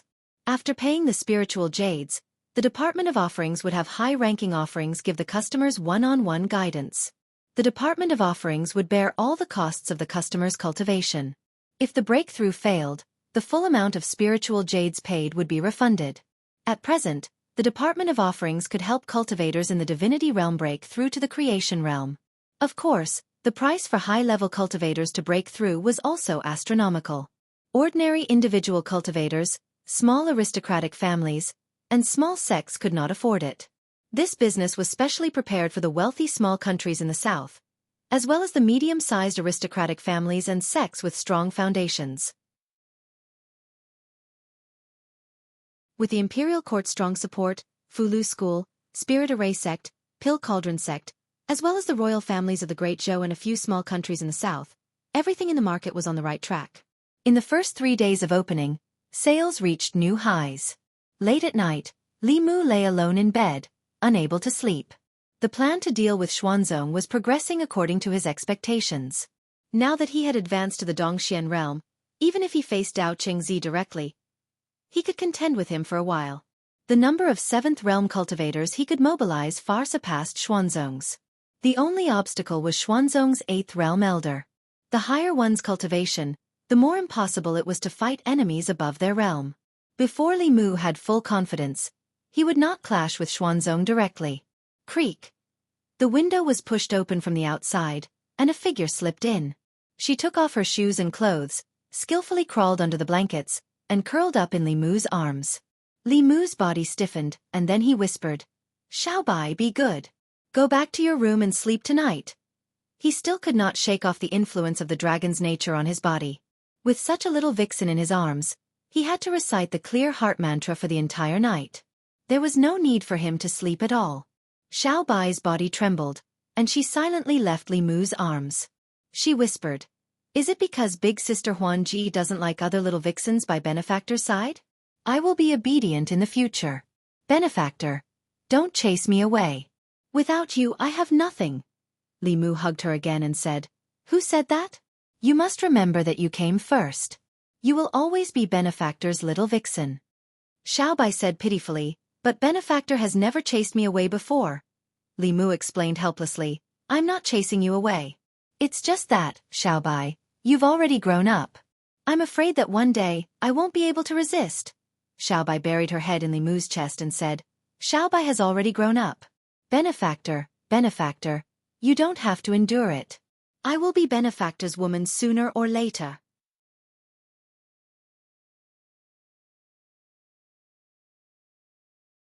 Chapter 555. Li Mu had always thought that Xiaobai was a naive fox, but she actually knew everything. However, she never fought or snatched. When Li Mu needed her, she was always by his side. When Li Mu didn't need her, she would silently leave. Li Mu never knew that she had such an insecure heart. Just because Li Mu had another fox by his side, she was worried that she would be chased away one day. From the North County to Chengdu, Li Mu, Lu Hanyan, and Li Qing were often separated. They were always by his side. Wherever he went, she would follow. Only Xiaobai followed. Lu Hanyan and the others returned to Mount Baiyun first. She also stubbornly wanted to wait for him here. In the days that he wasn't around, he didn't know what she was thinking. Li Mu's heart ached. He held her in his arms. He didn't have any desire in his heart. He only kissed her forehead and said, "Don't worry, I will never chase you away. When I take revenge for Grandma, I will make you my real little fox." Xiaobai hugged Li Mu tightly. It was as if she wanted to merge into his body. In the morning, Li Mu was lying on the bed. Xiaobai's fragrance was still in the quilt. It was said that foxes had a smell. Fantasy Princess and Xiaobai were each more fragrant than the other. When he slept with them, Li Mu was always too lazy to get up. Someone walked in from outside and stood by the bed for a while. He handed a wet towel over. Li Mu took it and wiped his face. Only then did he realize that he didn't feel the aura of the person beside him. He immediately opened his eyes and looked to the side. Seeing the Empress standing by the bed, Li Mu's expression was a bit awkward. He said, "Your Majesty, good morning." Zhou glanced at him and said, "What morning? It's already so late. You're still sleeping. You want me to cultivate diligently, but you're so lazy." Li Mu defended himself and said, "Didn't I just reach the 6th realm? I need to relax occasionally." Then he said embarrassedly, "Your Majesty, why don't you leave for a while? I'll put on my clothes first." Zhou pursed her lips and said, "What's there to leave for? I've seen everything." She didn't care. Li Mu, of course, didn't avoid her. He put on his clothes in front of her. The Empress only blushed slightly. But Cheng Xian's face was blushing. Li Mu felt that she was a bit different after she broke through. To be exact, Li Mu himself had also changed a little, especially the feeling he had for Cheng Xian. In the past, he didn't think there was anything good about Cheng Xian. But recently, no matter how he looked at her, he felt that she had delicate features. Could it be because they had the same thing flowing in their bodies? Li Mu looked and looked. Suddenly, he felt the temperature around him drop. He was shocked and realized that he had made a big mistake. He was looking at another female dragon in front of the Empress. Didn't that mean that Cheng Xian was more charming than her? Li Mu immediately looked away, but it was too late. Zhou waved her sleeve and said, "Return to the palace." Then, she and Cheng Xian disappeared in front of Li Mu's eyes. Xiaobai stood at the door.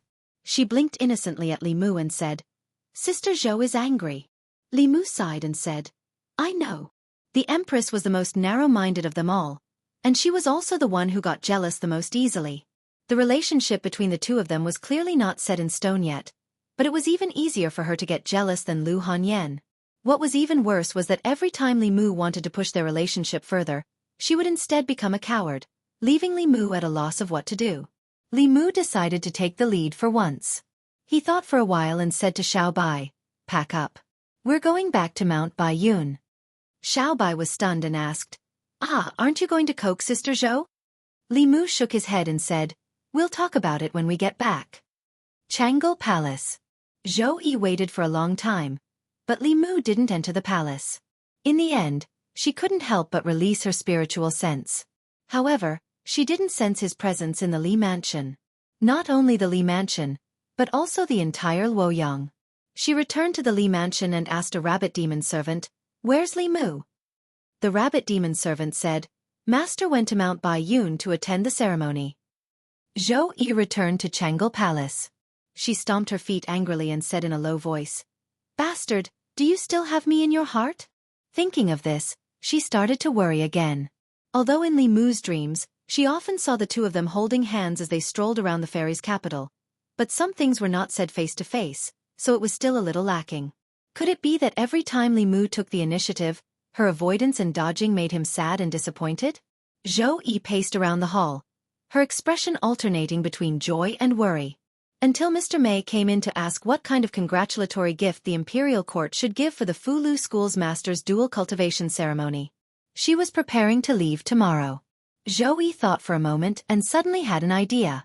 The next day, the Empress' personal maid, Shangguan Li, announced that the Empress would be in seclusion for a few days. The morning court was temporarily cancelled. Mount Bai Yun. As the ancestral court of Fulu School, Mount Bai Yun was usually very quiet. However, it was very lively recently.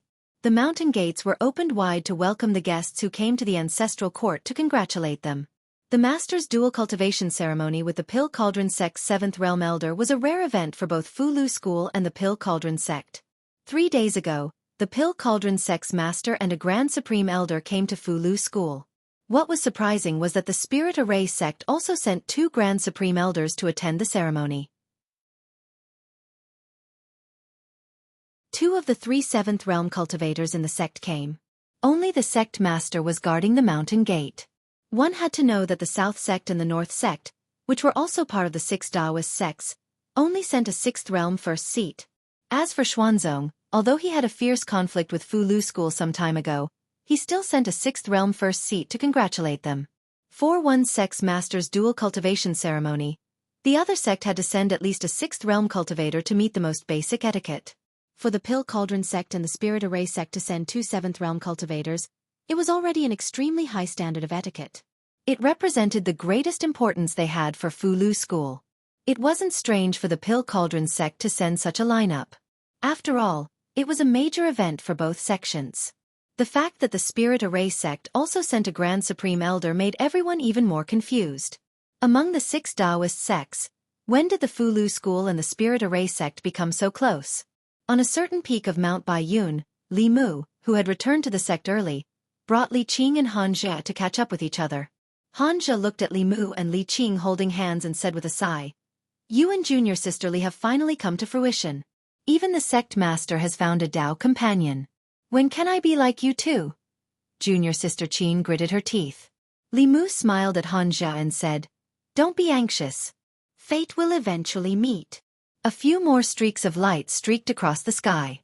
Over the past few days, countless cultivators had come to Mount Bai Yun to congratulate them. Countless people flew around in the sky every day. However, this time, the group of people flying across the sky attracted everyone's attention. What a powerful demon chi! This aura, they're probably 7th Realm Shen demons. 2 7th Realm Shen demons. What are they doing here? They're probably Yao Nation cultivators. Could it be that they're also here to congratulate Fulu School? Since when did Fulu School have so much face? I heard that the Yao Nation doesn't give any face to the Daoist sects at all. There's a stone tablet erected at the city gate of Thousand Fox Nation that says Xuanzong disciples and dogs are not allowed to enter. To think that such powerful cultivators would come to attend Fulu School ceremony. The cultivators discussed animatedly. Li Mu's face was full of shock. He sensed the auras of 10,000 illusions lord, Blue Wolf King, and Phantom Princess in that group. He only mentioned it to Phantom Princess. He didn't expect her to come here with such fanfare. One had to know that Lu Hanyan and Li Qing were also in ancestral court. Was she going to serve tea to her two sisters? Before Li Mu could come back to his senses, an even greater uproar came from the peaks of Mount Baiyun. A huge white dragon appeared in the distant sky. Behind the dragon was a dragon boat. On the dragon boat was a huge flag fluttering in the wind with the word Zhou written on it.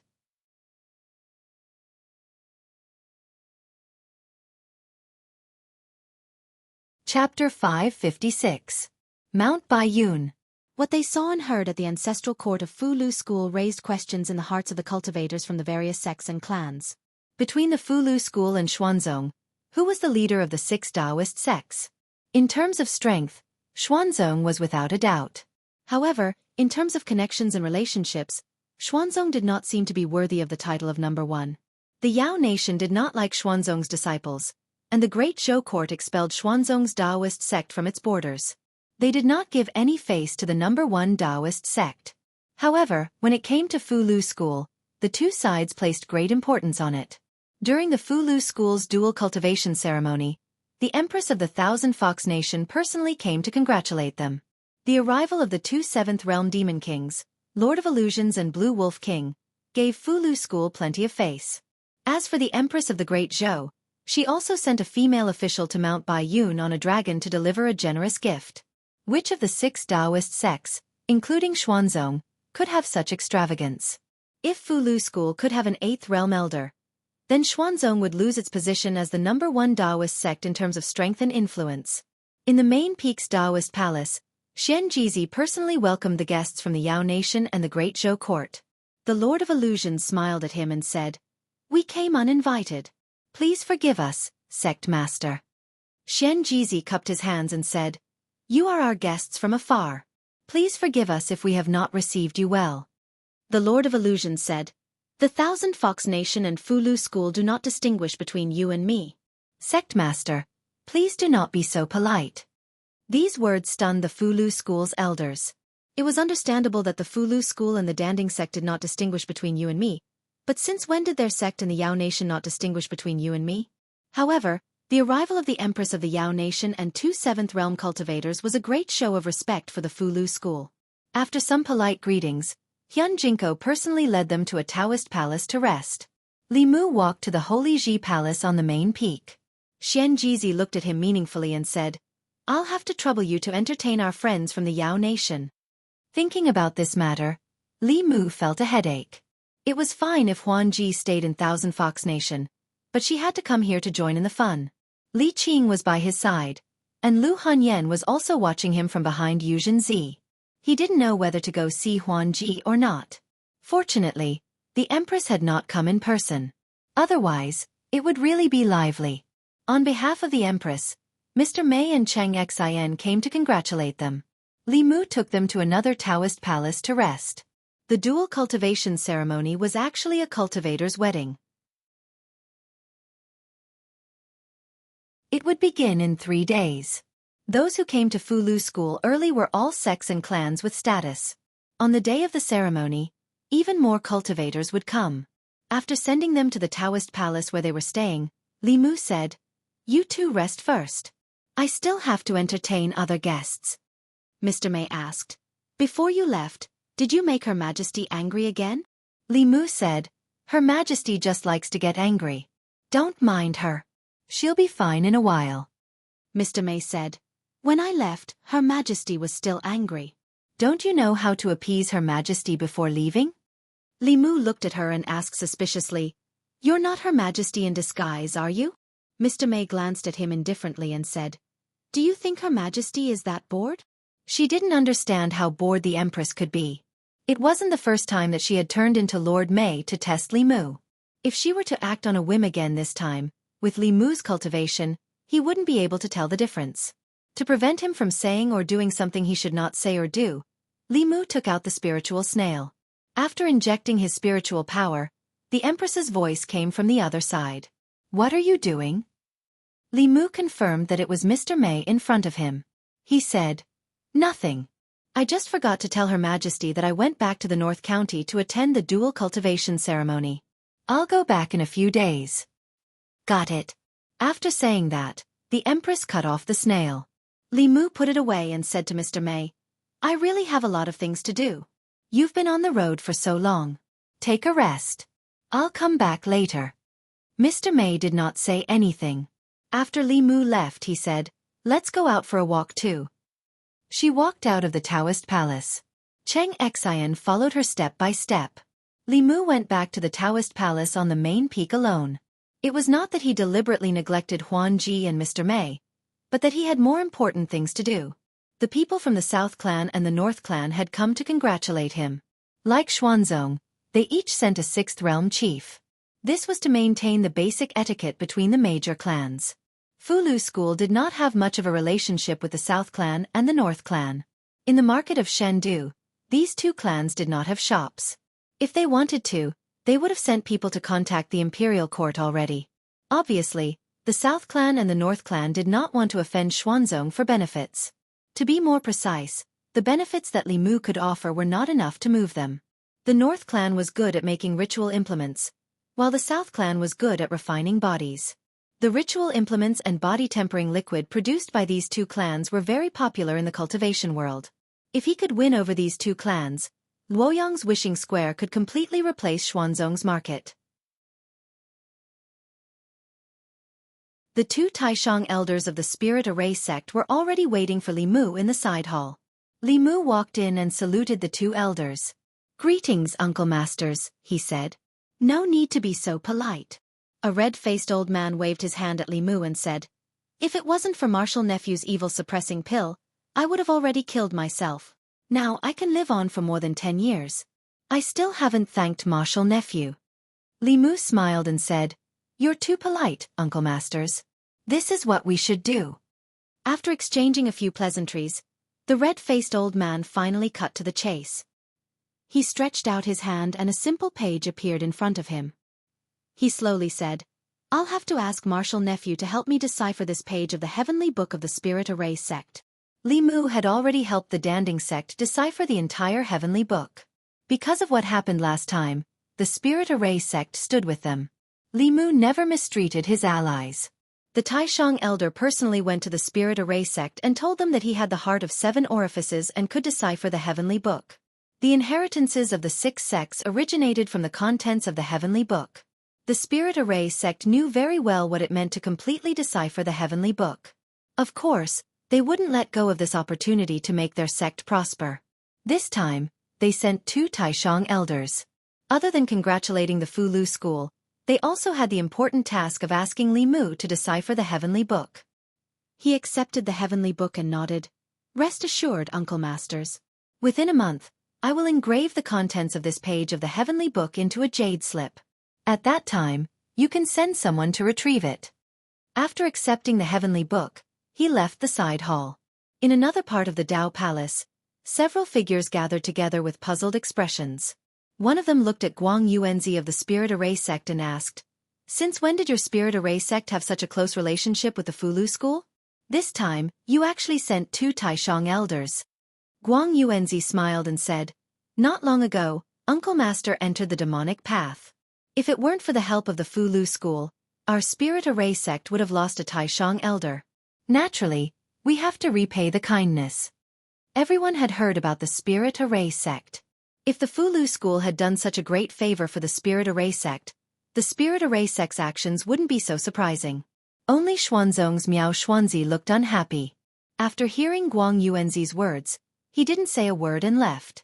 After Miao Xuanzi left, the person who spoke just now said to Guang Yuanzi, "Is the Spirit Array sect going to stand on the Fulu school side and oppose Xuanzong because of this?" Guang Yuanzi revealed a mysterious expression and said lightly, "Of course, it's not just because of this." The North sect's first seat was even more puzzled. "Is there some other secret behind this?" Guang Yuanzi smiled and said, "This is the sect's secret. Please forgive me for not saying more." After saying this, he also turned and left, leaving behind the North and South sect's first seats who were full of doubts. One of them stroked the short beard on his chin and said in a deep voice, "That's not right. Guang Yuanzi must be hiding something from us. If there weren't enough benefits, why would the Spirit Array sect stand on the Fulu school side?" The other person thought for a while and shook his head. "But I still don't understand. How many benefits could the Fulu school give the Spirit Array sect to make them not hesitate to oppose Xuanzong? What is the secret that Guang Yuanzi spoke of?" He was puzzled. He quickly caught up with Guang Yuanzi and asked, "Don't keep us in suspense. With the relationship between our two sects, what kind of secret is there that can't be said?" The Spirit Array sect and the North sect did have a close relationship. This was because many of the Spirit Array sect's high-level formation flags were refined by the North sect. The magic treasures refined by the North sect also had to be inscribed with formation patterns by the Spirit Array sect to increase their power. Guang Yuanzi looked at this person and shook his head. "Senior brother Dong Yunzi, it's not that I don't want to tell you, but the sect master has told me that this matter is of great importance and cannot be spread. If I tell you, wouldn't I be violating the sect's rules? Senior brother, please don't make things difficult for me." Dong Yunzi was full of doubts, but Guang Yuanzi was unwilling to say more. Just as he was about to give up, Guang Yuanzi changed his tone and said, "Forget it. We have been brothers for decades. Although junior brother can't reveal the sect's secret, I can remind senior brother, so that you don't ruin the sect's future because of a momentary mistake." Guang Yuanzi said it as if it was true. He even used the words "ruin the sect's future." Looking at his appearance, it didn't seem like he was exaggerating. Dong Yunzi's expression immediately became serious. At this time, Guang Yuanzi moved closer to his ear and whispered, "Junior brother Ling Jizi of the Fulu school has the heart of 7 orifices." He looked at Dong Yunzi and said, "Junior brother can only tell senior brother this much. If I say more, I'm afraid the sect master will blame me." After saying that, he flew up and left completely. Ling Wuzi of the South sect walked forward and frowned. "What kind of reminder is this? Ling Jizi has the heart of 7 orifices. It's good for the Fulu school. What does it have to do with our sect?" Dong Yunzi also didn't understand the mystery. He only knew that the heart of 7 orifices was an extremely rare constitution.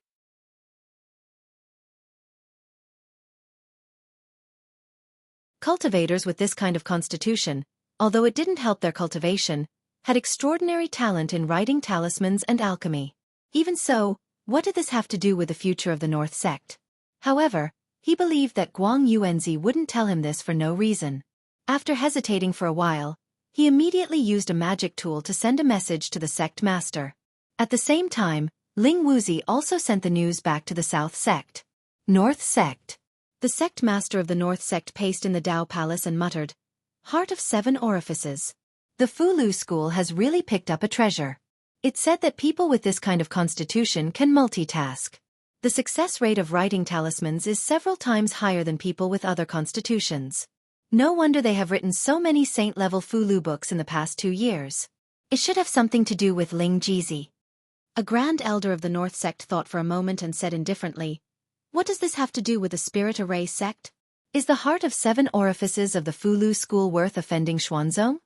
The two of them looked at each other and thought of the same thing at the same time. Their expressions changed and they blurted out, "Heavenly book." 15 minutes later, a stream of light flew out of the North sect's mountain gate and headed straight for Baiyun Mountain. South sect.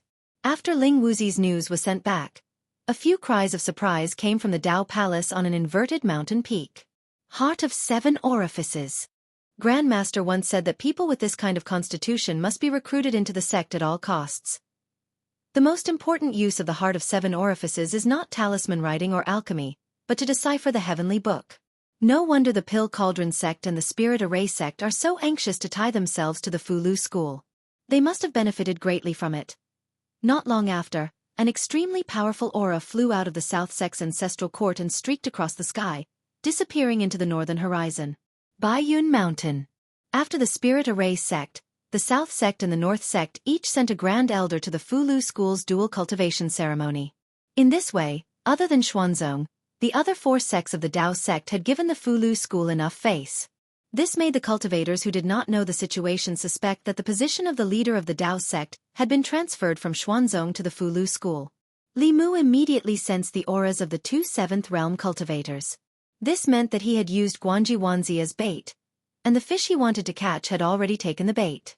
Although the 6 Dao sects were nominally led by Xuanzong, which little brother did not want to be the big brother.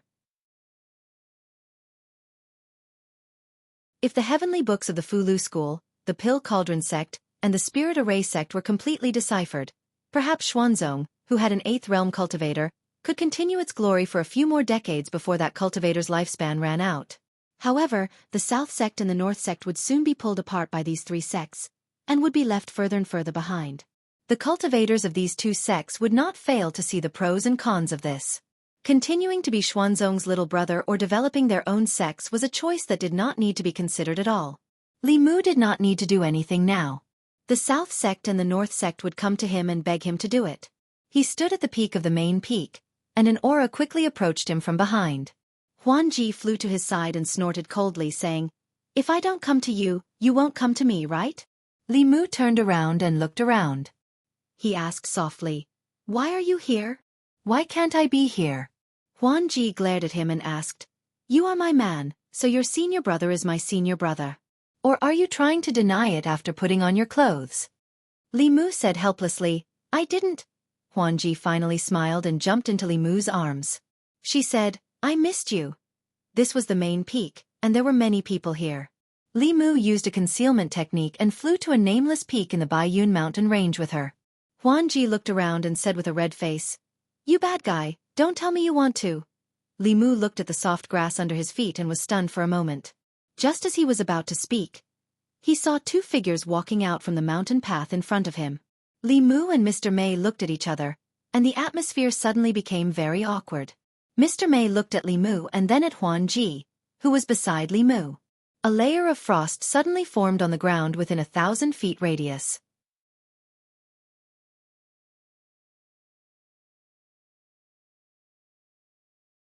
Chapter 557. Huan Ji didn't understand. She looked at Mr. Mei and frowned. "Why are you here again?" Li Mu looked at Mr. Mei and Cheng Xian, then looked at the frost on the ground. After a moment of silence, he said to Huan Ji, "You go back first. I'll find you later." Huan Ji said unhappily, "Why?" "I just found you," Li Mu said. "Be a good girl." After a moment of silence, Huan Ji said, "Okay, I'll wait for you in the room." She glanced at Mr. Mei and Cheng Xian, then flew to the Daoist palace on the main peak alone. Li Mu walked to Mr. Mei and sighed. "Your Majesty, what are you?" He had confirmed it with a conch. If the one standing in front of him was the Empress, then who was on the other side of the conch? Did she predict his prediction and make preparations in advance?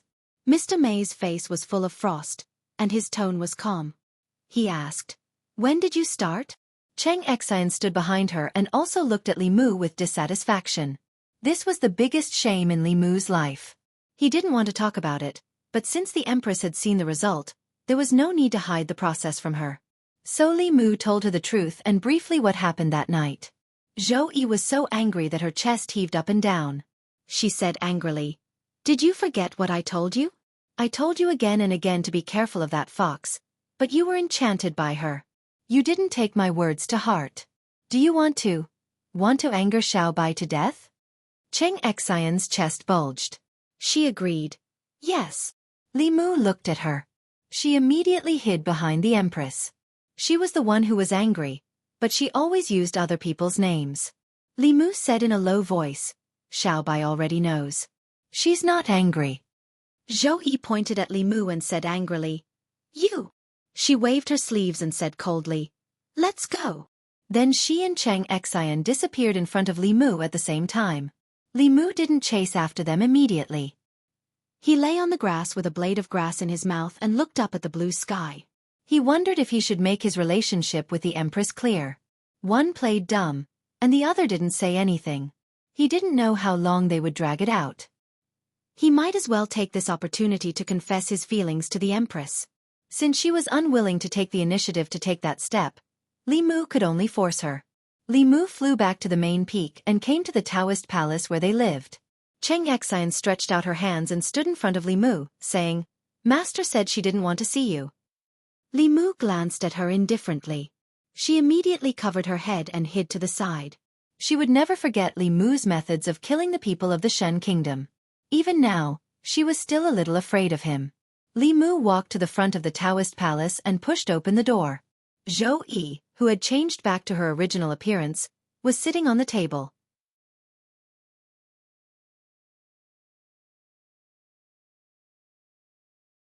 Since he had taken the initiative and the two of them had already made their relationship clear, what happened next was just a matter of time.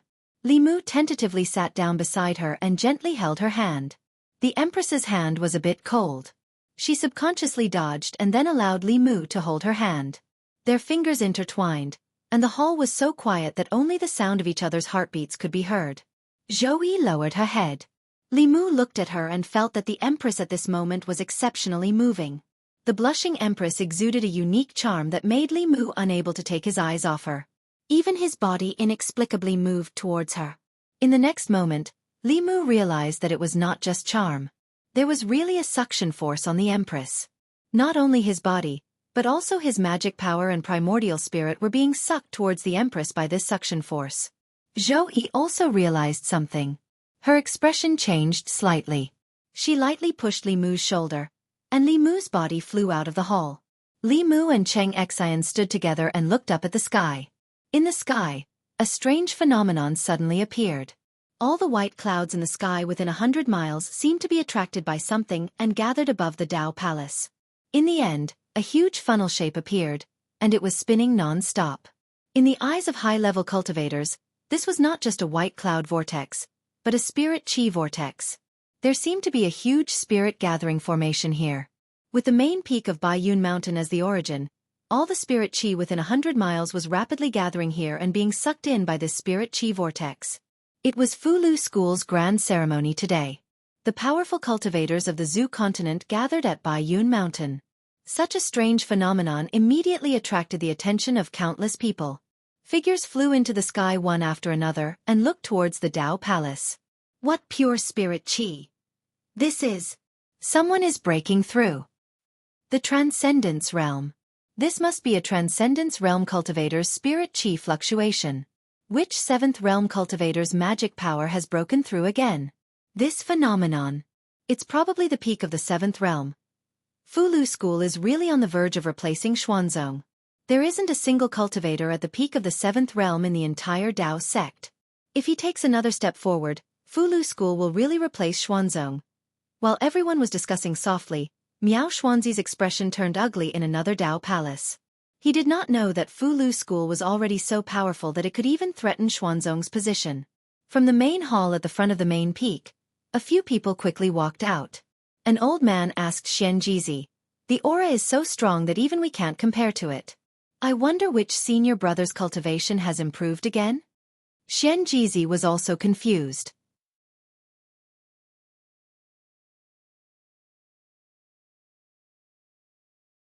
Whether South Sect and North Sect would become mediocre with them, or rise with Fulu School, Danding Sect, and Lingji Sect, there was no need to think too much about it. After saying so much, they still didn't get to the point. Xian Jizi could only hint. Junior brother Ling Jizi has built a market in Great Zhou Shen Du. Our Fulu, Danding Sect, and Lingji Sect all have a market in it. The market in Great Zhou Shendu was built to compete with Xuanzong. This was no secret. Once the North and South sects, like Danding Sect and Lingji Sect, set up shop in that market, it was the same as clearly standing opposite of Xuanzong. Moreover, when other than Xuanzong, the other 5 sects moved their shops to Great Zhou Shen due to the geographical and price advantage, Xuanzong's market would be completely destroyed. This was the same as cutting off Xuanzong's greatest source of cultivation resources. It would affect the cultivation of the disciples. Wouldn't Xuanzong hate them to death? Clearly, Xian Jizi was letting them make a choice. They could only choose between Fulu School and Xuanzong. Other than being powerful, Xuanzong couldn't bring them any direct benefits. However, Fulu School was different. They could usher in a period of flourishing development for the South and North sects. The North sect's first elder thought for a long time, then said, "From now on, our 4 sects will have to provide more support." The South sect's first elder immediately said, "It's our 5 sects." Xian Jizi smiled and said to the two, "Uncle Masters, you can give the heavenly book to me temporarily." I will persuade junior brother to help you decipher it. The two stretched out their hands, and a page appeared in each of their palms. They sighed in their hearts. From now on, they were completely tied to Fulu School. Inside the law bell. In the law palace where the Empress was, there was a very powerful fluctuation of magic power, and her aura was still growing little by little. Just from the aura alone, this was already the most powerful aura Li Mu had ever felt, except for that elder Xuanzong. Although Li Mu hoped that the Empress could advance to the 8th realm in one go, it was impossible. The Great Zhou had the power of a nation, and decades of accumulation allowed her to have strength stronger than ordinary transcendence when she just stepped into transcendence. This time, her strength had increased slightly, and she should be able to stabilize at the late stage of transcendence. If he knew that the Empress's heart knot was here, Li Mu would have made it clear to her earlier. Like Jade's son, the Empress also had a heart demon. Jade's heart demon was Shen Jizi, and the Empress's heart demon was Li Mu. Once the heart demon was eliminated, their cultivation would also have a small leap. The heart demon was a disaster, but it was also an opportunity.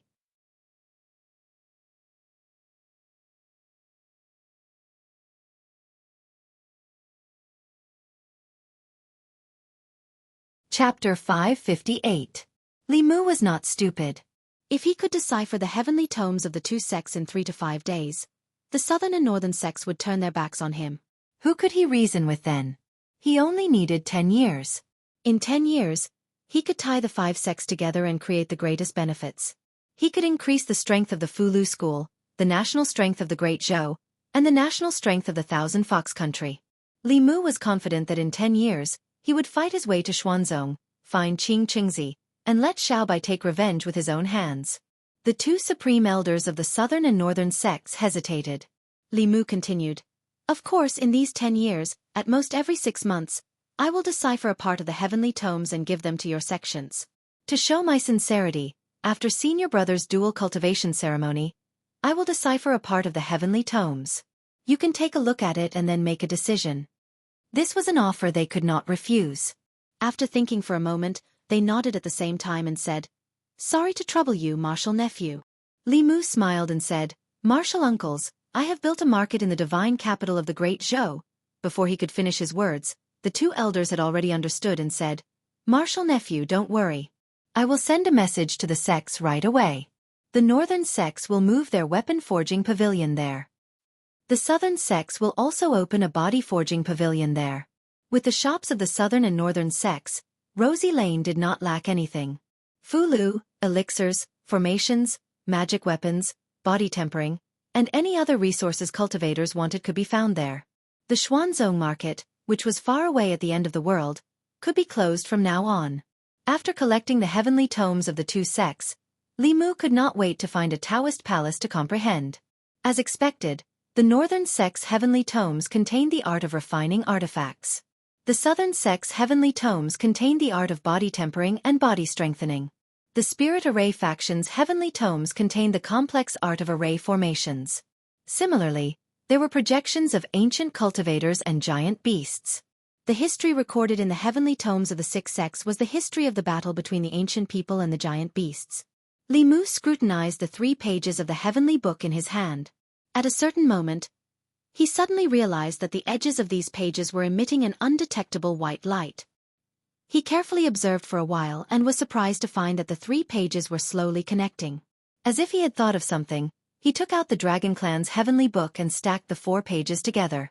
The edges of the Dragon Clan's heavenly book began to emit a white light. These pages of the heavenly book seemed to want to be glued back together. Legend had it that the heavenly book was originally a book. In other words, all the pages of the book should have been one. If all the pages could be gathered, the complete heavenly book would appear in the world. Li Mu found Shen Jizi again and obtained the Fulu School's heavenly book from him. He also borrowed the Pill Cauldron sect's heavenly book from Wuchen Zi. He had completely deciphered the heavenly books of these 2 sections. From now on, their existence was more of a symbolic function. Therefore, when he borrowed it from Wuchen Zi, she did not mention anything about returning it. Finally, Li Mu came to the palace where Illusion Princess lived. Illusion Princess sat on the edge of the bed and patted the space beside her. She said with dissatisfaction, "Why are you only here now? Li Mu walked to her side and did not sit down. He asked, "Did you bring the Demon Clan's and Fox Clan's heavenly books with you?" Illusion Princess nodded and said, "I did." She stretched out her hand and a white light flashed in her palm. 2 pages of the heavenly book appeared. Li Mu now had 8 pages of the heavenly book.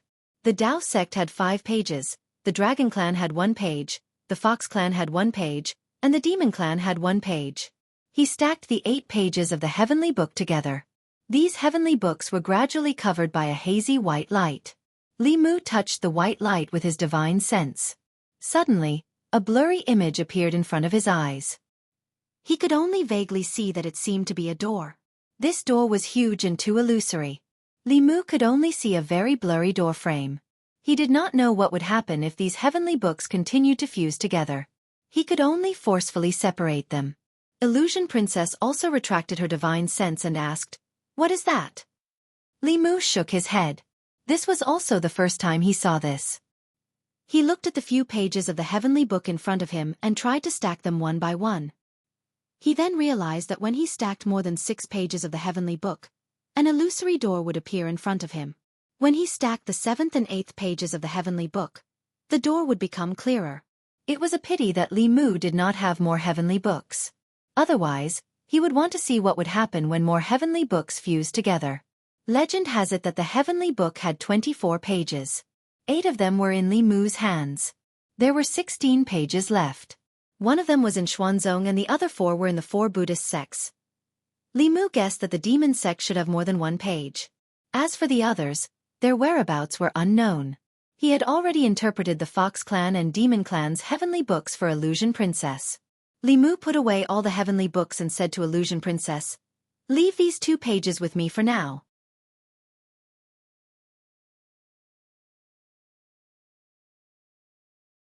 This meant that even if he couldn't defeat a transcendent realm opponent, if he wanted to escape, the opponent wouldn't be able to catch up to him.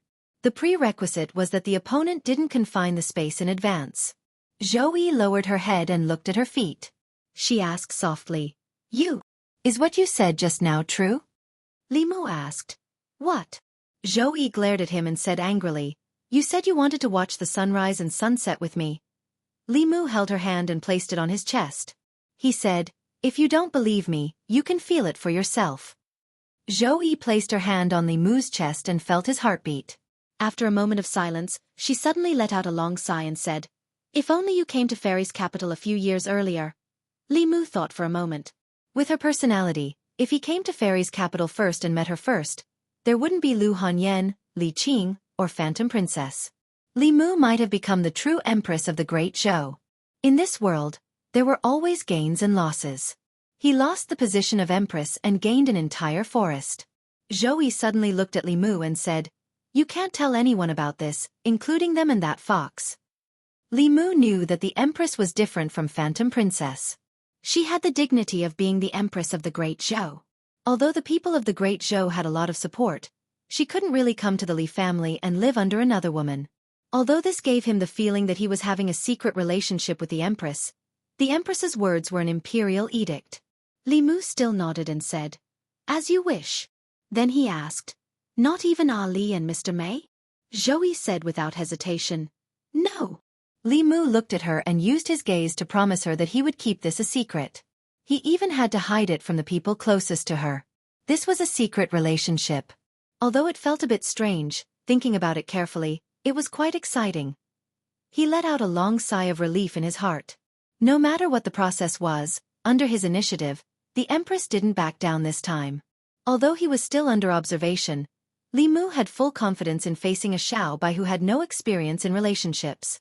Zhou Yi's face revealed a thoughtful expression. Suddenly, she looked at Li Mu and said, "I want to ask you a question." Li Mu said, "Your Majesty, please ask." Zhou said, "If you had to choose between me and that fox, who would you choose?"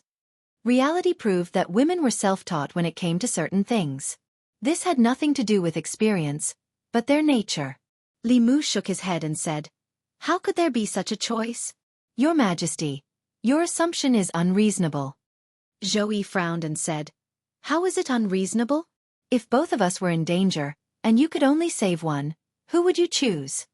Li Mu smiled and said, Your Majesty, you must be joking. Your cultivation is already at the top of the continent.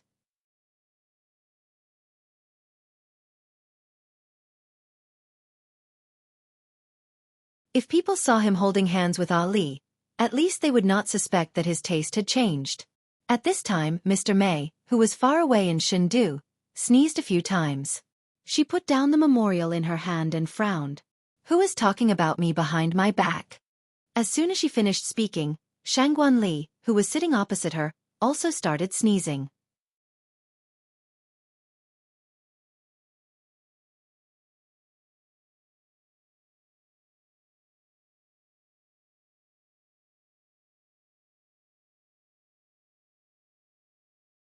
With Li Mu's hard work, he finally made the northern state a buffer zone between the Shin nation and the Great Zhou. Once the northern state fell, the situation on the southern border would return to how it was before. All his hard work for this would go down the drain. The enemy was in the dark, while they were in the light. Li Mu couldn't transfer more people over for the time being. The demon nation's current strength was just enough to protect itself.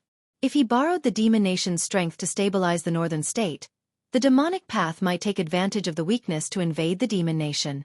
Moreover, the demon nation and the northern state were in the north and the south. It was difficult to provide support from a geographical point of view.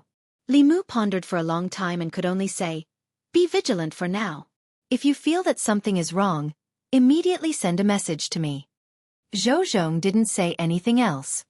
He suddenly asked, "Does Qinga know about the matter between you and Mr. May?" Li Mu's face darkened. He said, "There's nothing between me and Mr. May." Zhou Zhong thought for a moment and asked, "You young people are so open now. Is holding hands no longer a big deal?" Li Mu now regretted not suggesting this to the Empress earlier. She didn't want to become Ali. It was fine if she became Cheng Xian. Now, he couldn't clear his name even if he jumped into the Yellow River. After the ceremony, Zhou Zhong returned to the northern state. Phantom Princess was going back to the demon nation. The Empress and Cheng Xian were also going back to the divine capital. Li Mu was glad that all the women were gathered together this time. Although there were twists and turns, at least there was no danger. He also took the opportunity to improve his relationship with the Empress. It could be said that he profited from a disaster.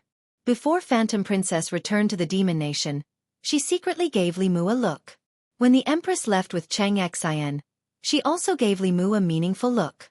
Li Mu now understood that the 9 words mantra was most useful to him. It wasn't the thunder technique or the trapping technique. It was the last technique, distance shrinking. This should be a technique that could only be used at the 8th level. This technique relied on the power of heaven and earth and consumed very little magic power. It allowed him to go back and forth between the divine capital and the demon nation several times in a day. In the morning, he walked hand in hand with the Empress in the Imperial Garden. At night, he hugged Phantom Princess to sleep. At noon, he could even go back to the Fulu school to eat lunch with Lu Hanyan and Li Qing. This was what Li Mu learned from Ao Qing's diary. At his level of cultivation, he could travel all over the 10 continents and 3 islands in a day.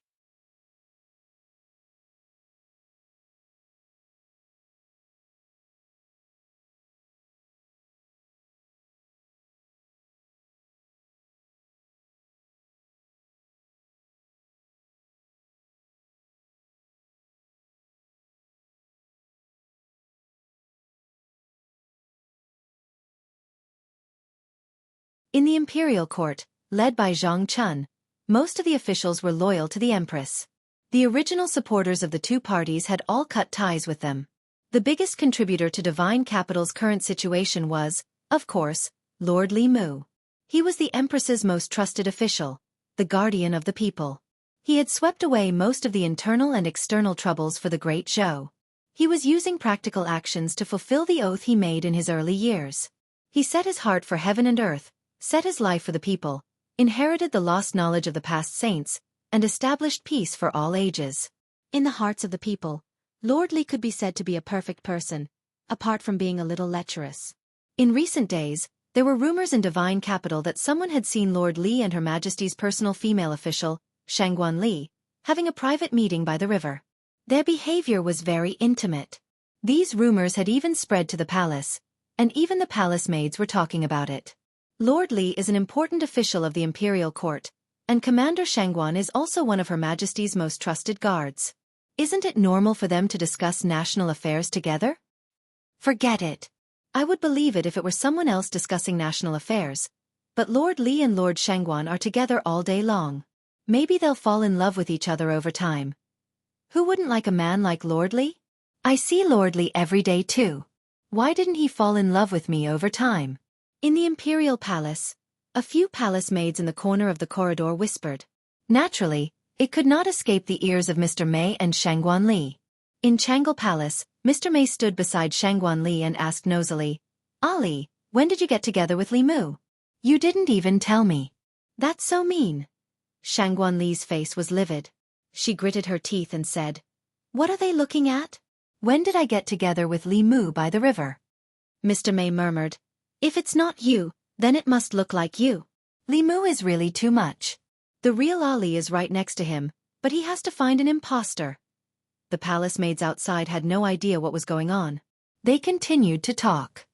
It's not strange that Lord Li is with Commander Shangguan. If he's with Mr. Mei, please don't.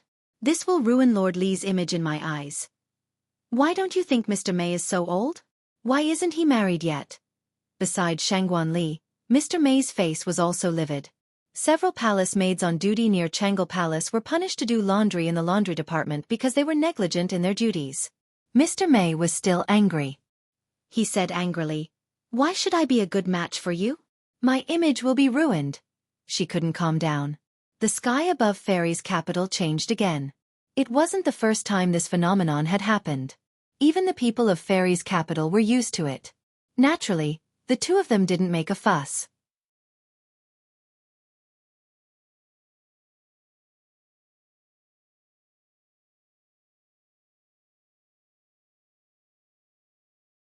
Li Mu took out the heavenly book in his hand and stacked it on top of each other. Using his divine sense, he saw a door that was exactly the same as the one in his dream. Seeing this door in reality, Li Mu also wanted to go through it to find out what was inside. However, this door wasn't real. If he wanted to understand its mysteries, he would probably have to gather more heavenly tomes. Speaking of the other heavenly tomes, the first one that Li Mu thought of was naturally Xuanzong. Unfortunately, he and Xuanzong had already become enemies. Xuanzong wouldn't give the heavenly tomes to Li Mu for free, and Li Mu wouldn't help them decipher the heavenly tomes. This was no different from helping their enemy. Other than Xuanzong's page, only the 4 Buddhist sects were confirmed to have the heavenly tomes. Among the 4 Buddhist sects, 3 of them were in the Shen nation. Li Mu didn't have any relationship with them. It could even be said that there was some friction between them. He probably couldn't borrow the heavenly tomes, nor could he use them to decipher the heavenly tomes in exchange. After all, the 3 sects belonged to the enemy nation. In Li Mu's heart, their position wasn't much higher than Xuanzong's. The only heavenly tomes he could come into contact with were in the Heart sect. Although the Heart sect was also a Buddhist sect, it was a local Buddhist sect in the Great Zhou. It also cooperated with the imperial court. Moreover, Xuandu was in the Heart sect. It was very possible to make a deal with the Heart sect. After making a quick decision, Li Mu walked into the courtyard. With a step, his figure disappeared. A